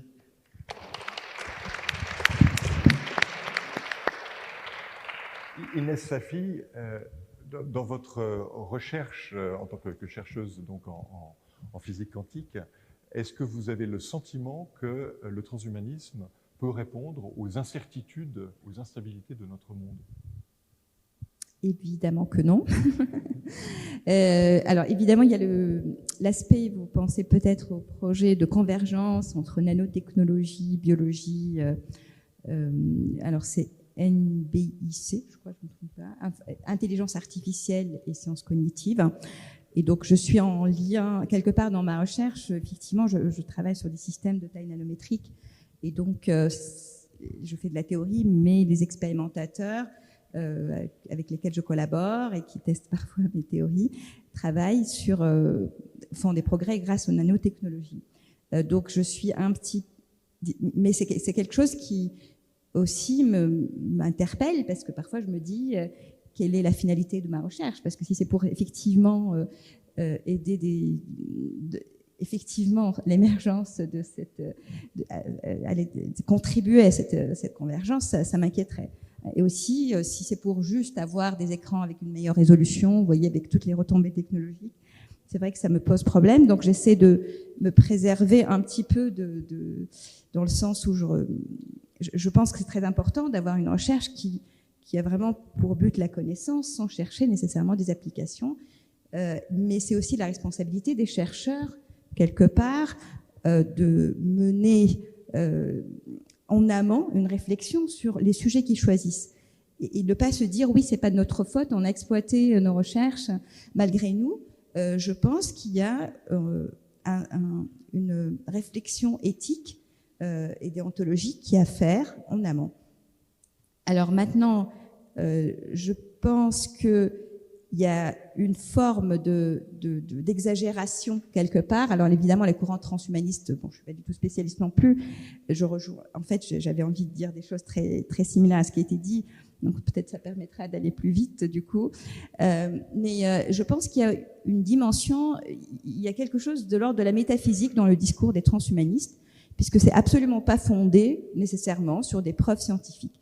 Évidemment, il y a certaines étapes qui ont été franchies, mais il y a beaucoup de discours qui relèvent du mythe. Alors le mythe, évidemment, le mythe, c'est comme si en fait il y a une sorte de compensation de l'absence de mythe fondateur, on va dire, de notre culture, ou de lien, effectivement, de la perte de la place des mythes et des contes dans notre imaginaire, qui a poussé les transhumanistes à, effectivement, se retourner vers d'autres types de mythes, puisqu'ils ne se fondent pas nécessairement sur des preuves scientifiques, même si ils donnent parfois cette impression. Je pense que c'est vraiment illusoire de croire que on pourra, par exemple, télécharger un cerveau humain sur ou alors d'aller dans le sens. En fait, l'œuvre transhumaniste, elle rejoint ce que je disais au début, c'est-à-dire cette vision mécaniste de l'être humain, qui est vraiment à son comble dans ces aspirations-là. Avec effectivement cette volonté de l'associer à la machine ou de le voir comme un ensemble de processus physico-chimiques sur lesquels on peut agir, à travers en particulier la réduction de l'être humain à un ensemble de gènes, ou alors à une conception, on trouve la conception informationnelle, où on serait plutôt des ensembles signaux. Je parlais tout à l'heure de signes, mais là on est dans les signaux, on n'est plus dans les signes. Et pour parler de cette analogie aussi avec une perte d'imaginaire qui ferait le lien avec effectivement une spiritualité, ce qui est intéressant, c'est que l'objectif, c'est quand même de réaliser l'éternité pour certains courants, bien sûr, pas tous. C'est-à-dire, c'est une forme de recherche. On parlait de nostalgie du paradis perdu, c'est aussi l'éternité d'Adam et Ève. On parle aussi de puissance divine quelque part. Effectivement, on a évoqué le mot divinisation, mais je pense qu'il faut le distinguer du mot déification, qui n'est pas la même chose. Je pense que divinisation, ça relève, voilà, la divinisation des empereurs romains, c'est plus la tentation des transhumanistes. Et j'ai l'impression que la divinisation recherchée, c'est une parodie de la déification dans un monde horizontal qui a perdu sa dimension verticale. La création de nouvelles espèces, finalement, ou des êtres intelligents, c'est aussi effectivement cette tendance, cette volonté de divinisation. Maintenant, si je reviens à notre tradition, pour moi en tout cas, je pense que c'est partagé, la mort, les contraires finalement sont très importants. On parlait de limites, hein, je pense que vous l'avez évoqué aussi. En fait, les opposés, y compris dans les noms divins, d'ailleurs on les retrouve dans la tradition islamique, Dieu est celui qui fait vivre et qui fait mourir. Et en fait, la mort elle-même, c'est un moteur pour nous. Si on ne savait pas que notre vie avait une fin, peut-être qu'on n'aurait absolument pas la même vie. Hein. C'est vraiment parce qu'on a cet horizon-là que ça nous motive finalement à vivre au mieux notre vie, chaque instant, à en profiter. Mais la mort aussi est considérée comme une forme de renaissance. Là aussi, je vais évoquer Rumi qui fait l'analogie avec le bébé qui est dans le ventre de sa mère, dans un monde, vous voyez, dans un utérus sombre, mais qui a quand même un peu il est alimenté à la demande, donc il est dans un certain confort. Et puis, tout d'un coup, lors de la naissance, il découvre que le monde est bien plus vaste, qu'il est lumineux. Et c'est un peu ça la mort, c'est une nouvelle naissance. D'ailleurs, Rumi parlait de noces avec l'éternité. Et on est appelé aussi à une mort avant la mort. Et cela, c'est vraiment la mort à nos illusions, comme des illusions transhumanistes, je dirais. Sur le plan spirituel, nous pouvons mourir à tout ce qui est illusoire, à tout ce qui est pour revenir à l'essentiel, pour ce retour vers l'essentiel. Après, bon, je pense que j'ai déjà dépassé peut-être les 4 minutes. Voilà, je m'arrête là. Désolée. Vous m'avez pas dit quand même 56 secondes avant.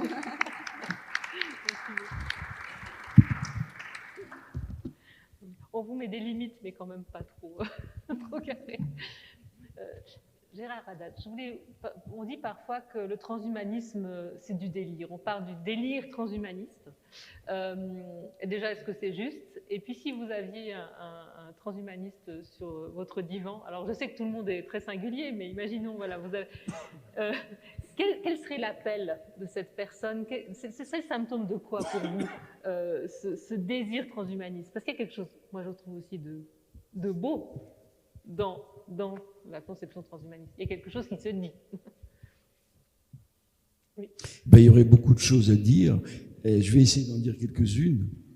D'abord, il y a un aspect, me semble-t-il, dans ces affaires transhumanisme, qui partent du principe du plaisir, c'est-à-dire de la paresse.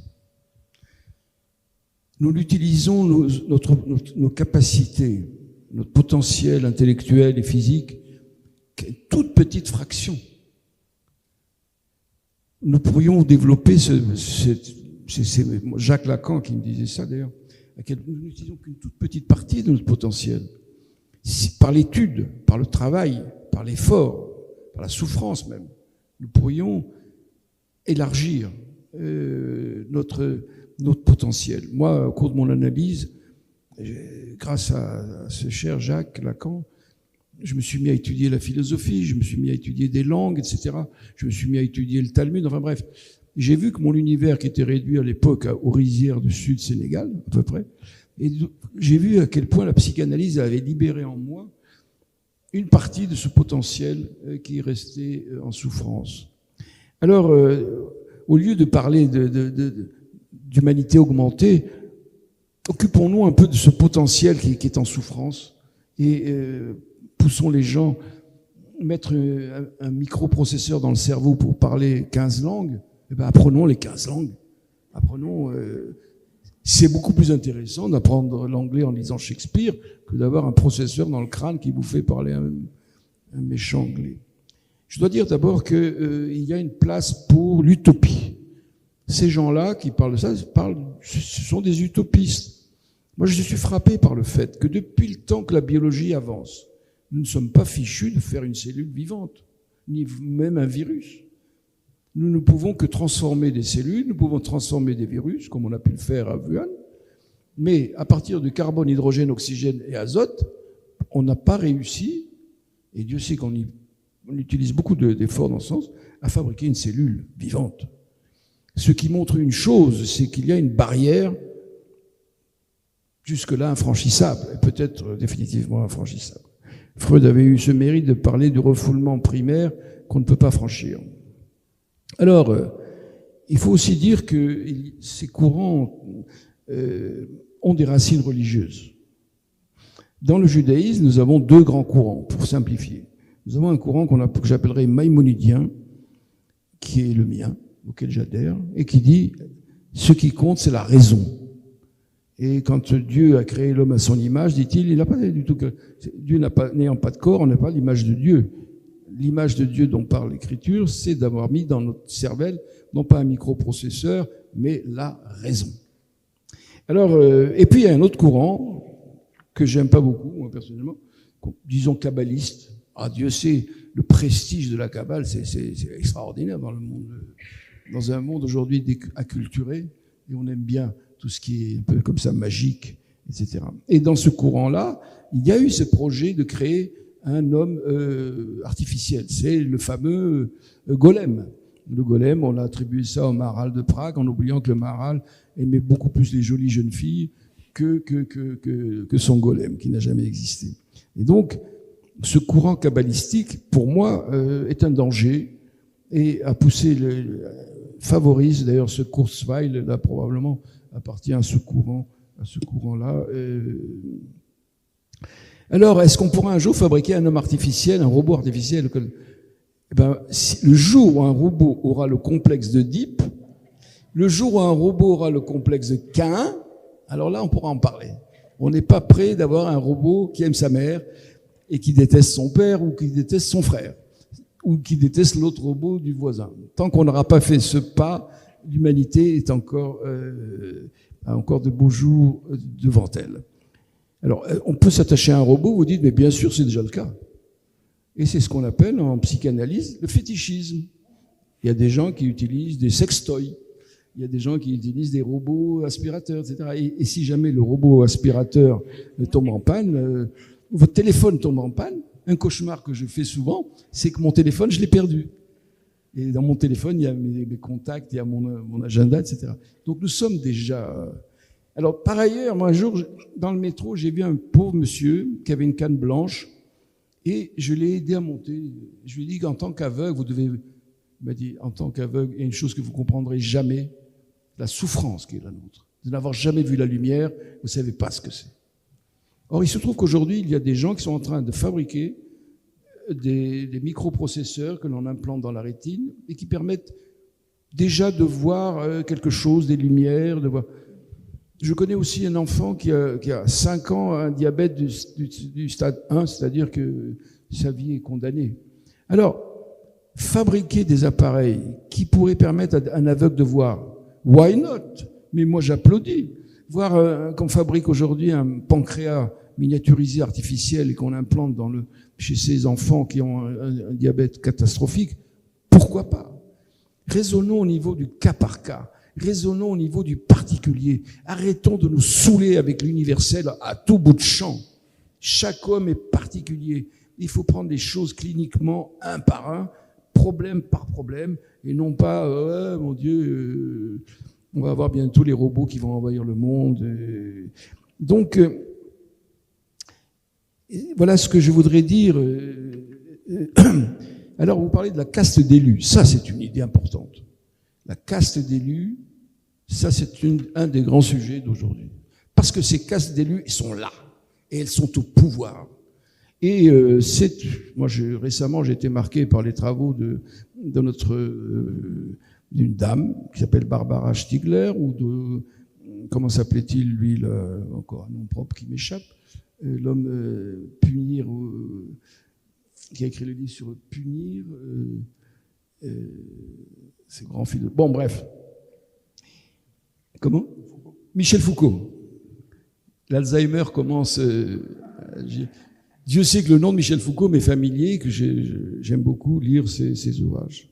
Alors, qu'est-ce qu'ils nous disent ces gens-là? C'est qu'il y a effectivement, à la suite des théories tout à l'heure on l'avait évoqué, de Darwin, mal comprises, l'humanité est entrée aujourd'hui dans une phase tellement compliquée que les hommes, le peuple, est incapable de résoudre les problèmes qui se posent.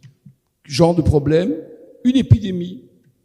Et on va créer il y a une caste qui est au pouvoir. Eux savent ce qu'il faut faire. Ils ont créé des comités scientifiques bidons, je peux vous le dire, et qui vont nous dire à l'ensemble du peuple ce qu'il faut faire. On va les confiner, on va les priver d'un traitement qui marche, etc., etc.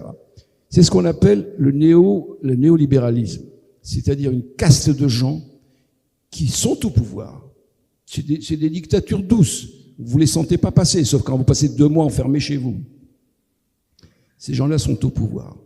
Et ils privent l'humanité, ils privent chacun de nous de sa vie, de son désir, d'avoir le droit de consulter n'importe quel médecin et que ce médecin puisse prescrire ce qu'il doit prescrire. Donc, on nous met devant nous des mythes, des trucs bidons, des robots qui n'existent pas, des silicium qui vont... Bon, on sera même plus de ce monde si jamais ça se produit. Par contre, les vrais dangers dans lesquels nous vivons, à savoir que nous sommes privés de notre désir, de notre vie, notre participation à l'histoire, à la vie quotidienne, à la vie de la cité, ça c'est un danger d'aujourd'hui. Moi, quand je vais voter aux élections, je vote toujours pour le parti qui n'a aucune chance d'être élu. Parce que je pense, vive les minorités, vive les oppositions, vive les contre-pouvoirs. Et malheureusement, dans cet Occident qui soi-disant est libéral, soi-disant libéré, les contre-pouvoirs sont devenus extrêmement faibles. Nos médias en France sont tous contrôlés par des oligarques français. Et ça, c'est le danger que nous courons aujourd'hui et auquel plus personne ne peut, puisque les médias leur sont barrés, peut protester. Voilà, ça a été mon cri du cœur.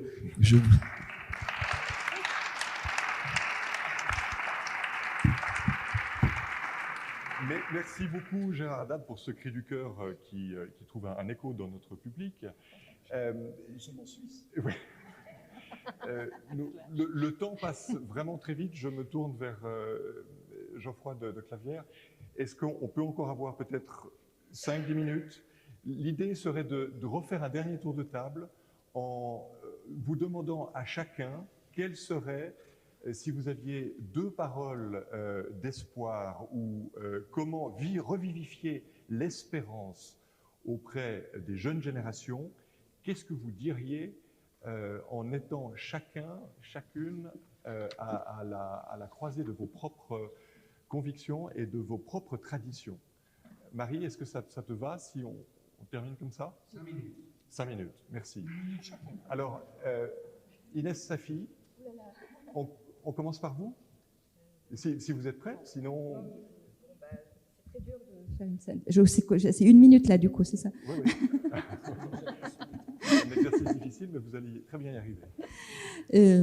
Alors, je pense, en fait, il faut rappeler quand même que le transhumanisme est une réponse à la crise écologique, parce qu'on se dit que voilà, il y a aussi une angoisse, et que au lieu d'essayer de changer, de faire un changement, d'amener à une singularité de l'humanité dans le sens où il y a vraiment une rupture avec nos habitudes, rompre avec nos habitudes, ça me rappelle un joli poème, mais je n'ai pas le temps de vous le lire, d'un grand saint. Et finalement, c'est une autre singularité où il faut se laisser surprendre par les technologies. C'est la logique du tout technologique, cette fascination qui a été évoquée, qui commence déjà chez la jeunesse, par la fascination pour des téléphones portables. Je pense qu'il faut agir à ce niveau. Là, on parlait aussi d'imaginaire. C'est très important que c'est le renversement des valeurs aussi qu'on évoquait. C'est aussi que les jeunes sachent déjà se détacher de cette admiration qui les prépare à accepter aussi les thèses transhumanistes et accepter aussi qu'on n'apporte que des solutions technologiques à des problèmes écologiques qui ont été créés eux-mêmes par la technologie. Et je crois que dans le droit de la propriété qu'on reprend encore de nos jours, Romain, il y a l'usus, le fait de pouvoir user d'une propriété, il y a fructus, il y a abusus. Et en tant que lieutenant, en tout cas dans ma tradition de Dieu sur Terre, je pense qu'on a le droit seulement au fructus, qu'il faudrait supprimer le fait de pouvoir user et disposer de la nature. Il y a l'idée aussi d'évolution qu'on trouve là aussi chez Rumi, mais c'est à partir du végétal vers l'être humain, mais c'est un appel à une évolution sur le plan spirituel, pour aussi encore que les transhumanistes auraient envie finalement d'agir, de poursuivre l'évolution matérielle, on va dire sur le plan matériel de l'humanité. Et je finirai pour l'espérance, par cette parole prophétique que je trouve tout à fait remarquable, parce qu'on a l'espérance encore, malgré l'état du monde, dans ce retour vers la réalisation de ces noms en nous, vers cette présence divine, vers un bonheur qui nous est permis ici et maintenant. On n'attend pas la vie après la mort nécessairement pour l'obtenir. Et en fait, cette parole, elle dit que si quelqu'un a encore un arbuste dans la main, mais qu'il sait que c'est la résurrection, disons, c'est le jour, la fin du monde, qu'il le plante quand même. Voilà. Merci.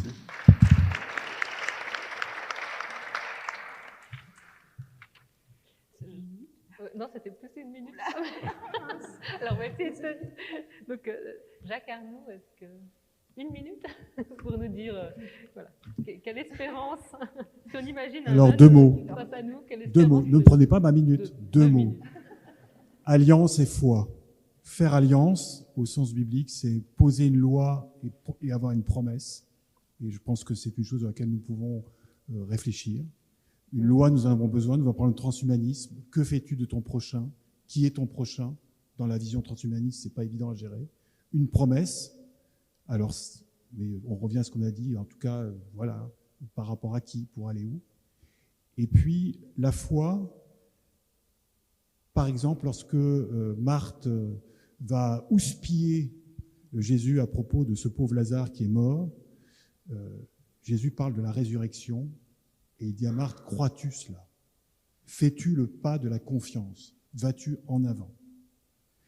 Une foi qui est aussi, disait un autre penseur, une immense curiosité. Et on évoquait tout à l'heure à travers la mort, enfin, à quoi cela nous ouvre-t-il? Donc c'est aussi une curiosité. Alliance et foi. Merci beaucoup. Michel Maximeguer. Alors, peut-être 3 idées, mais en 1 minute. La première, c'est que non, il n'y a pas de fatalité, tout n'est pas joué, c'est tard, mais c'est pas trop tard, et il y a encore de l'incertitude. On l'a vu avec la pandémie, on a à apprendre à danser avec l'incertitude, comme dit l'éco-philosophe Joanna Macy, et dans l'incertitude, il y a encore des espaces pour d'autres possibles. La deuxième chose, c'est que ne pas confondre le futur et l'avenir. L'avenir.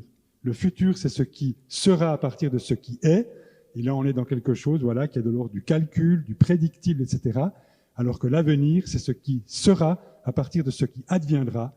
Et ça, c'est quelque chose qui n'est pas à notre mesure. Il y a une dimension de mystère à laquelle on peut s'ouvrir et où peut justement agir cette puissance du divin, cette puissance de l'esprit.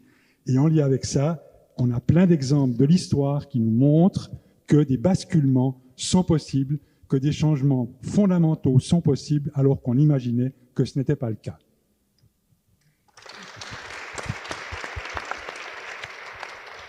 Alors 1 minute. Donc moi je citerai une phrase de Freud en allemand, wo es war, soll ich werden, que Lacan a traduit là où c'était, je dois advenir. C'est-à-dire que, à mon avis, ce malaise de la civilisation dans laquelle nous sommes provient d'une panne du désir dans les nouvelles générations. Il faut que ce désir s'éveille, se réveille.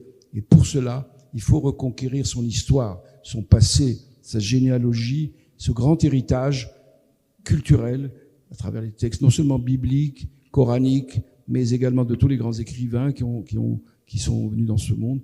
Nous sommes appelés à reconquérir notre propre héritage. C'est la grande phrase de Goethe qui disait « Ton héritage, conquiers-le ». C'est l'appel à la jeunesse « Conquiert enfin ton héritage ». Merci Gérard. Merci de cet appel à réveiller le désir. Et c'est avec cette... au sens freudien, mais dans tous les sens du terme. Et nous arrivons au terme de cette rencontre. Merci d'avoir été à l'écoute comme vous l'avez été. Avant de donner la parole à Marie Sénèque, qui porte le thème de cette 7e édition avec Bertrand Baquet, le directeur artistique d'Il est une fois, je tiens à remercier la faculté de théologie et vous, Madame la doyenne, de votre accueil. Un très grand merci à tous nos invités d'avoir accepté cette passionnante table ronde. C'était vraiment fascinant de vous entendre. Vos interventions étaient riches, très stimulantes. Et je retiens surtout cette complémentarité entre vos différentes approches, votre écoute, votre bienveillance, et c'est profondément nourrissant, et ça nous vivifie, et merci beaucoup. Merci. Et Marie, le mot de la fin. Oui. Donc, Emmanuel m'a demandé de faire un envoi pour ce soir. Alors, si vous avez encore juste quelques minutes d'attention, un envoi en écho à tout ce qui a été dit, puis je vous remercie encore beaucoup. Et en fait, j'avais envie pour finir cette soirée, qui est à la fois la clôture de notre débat, mais aussi le début de cette semaine au Grutli, de m'emparer d'un terme qui est celui de la fécondité. Alors, il est souvent ambivalent dans le domaine de l'écothéologie, ce mot de la fécondité. Par exemple, le verset de Genèse 1,28, « Soyez féconds et multipliez, remplissez la terre », c'est plus vraiment un verset qui est audible aujourd'hui. Mais je trouve qu'il est dommage de tabouiser certains mots, tant ils sont beaux et pleins de sens. Alors, vous le savez certainement aujourd'hui, mettre un bébé au monde ne va pas de soi. Et certains jeunes invoquent l'argument écologique pour justifier leur choix de ne pas faire d'enfants. Ils ont même un nom, les Jinx, pour Green Inclination, No Kids, engagement vert, pas d'enfants. Et si on peut comprendre leur choix, il est symptomatique d'un malaise et d'un vraiment sérieux problème de la gestion des ressources sur notre planète. Mais même si on peut comprendre ces femmes et ces hommes qui ne souhaitent pas faire venir des petits dans notre monde, c'est attristant. Et passer de l'invitation à se reproduire sans contrainte, comme dans la Genèse, au choix de rompre le cycle des générations et de se couper justement de l'héritage, eh bien ça me semble dans les deux cas une réponse trop radicale. N'y aurait-il pas une troisième voie? Nous ne pouvons pas vivre seulement de la peur, de la désillusion et nous noyer dans la sidération dans laquelle la violence et la folie humaine peuvent nous plonger dans cette décréation dont vous parliez, Elisabeth Parmentier. Et face à cela, il nous appartient, je pense, et nos invités nous l'ont rappelé, de défendre un humanisme à hauteur de l'humain. Un humanisme invitant à canaliser ses forces et ses énergies pour le bien commun, invitant à retrouver le goût de la relation et de la confiance et à apprivoiser le clair-obscur de toute existence comme ses limites fondatrices. Et si pour respecter les limites de notre planète et celles d'une éthique commune, retrouver le goût de la sagesse et de la modération nous sera bien nécessaire, eh bien j'espère que nous pourrons abuser de l'espérance dont nous avons parlé ce soir avec nos invités. Et si en effet nous étions capables de diffuser des récits exemplaires, de mettre en avant des destins et des engagements inspirants, de focaliser notre regard sur les jeunes pousses et les frémissements, plutôt que de nous laisser obnubiler par les chiffres alarmants et les informations désespérantes. Et je pense qu'au-delà de la pensée positive ou d'une foi naïve en l'humain, nous pourrions peut-être enfin trouver une posture inédite. Et du lieu des traditions religieuses et spirituelles auxquelles nous appartenons, nous sommes, je pense, capables de défendre l'idée d'un monde éco-désirable et fécond. Éco-désirable et fécond.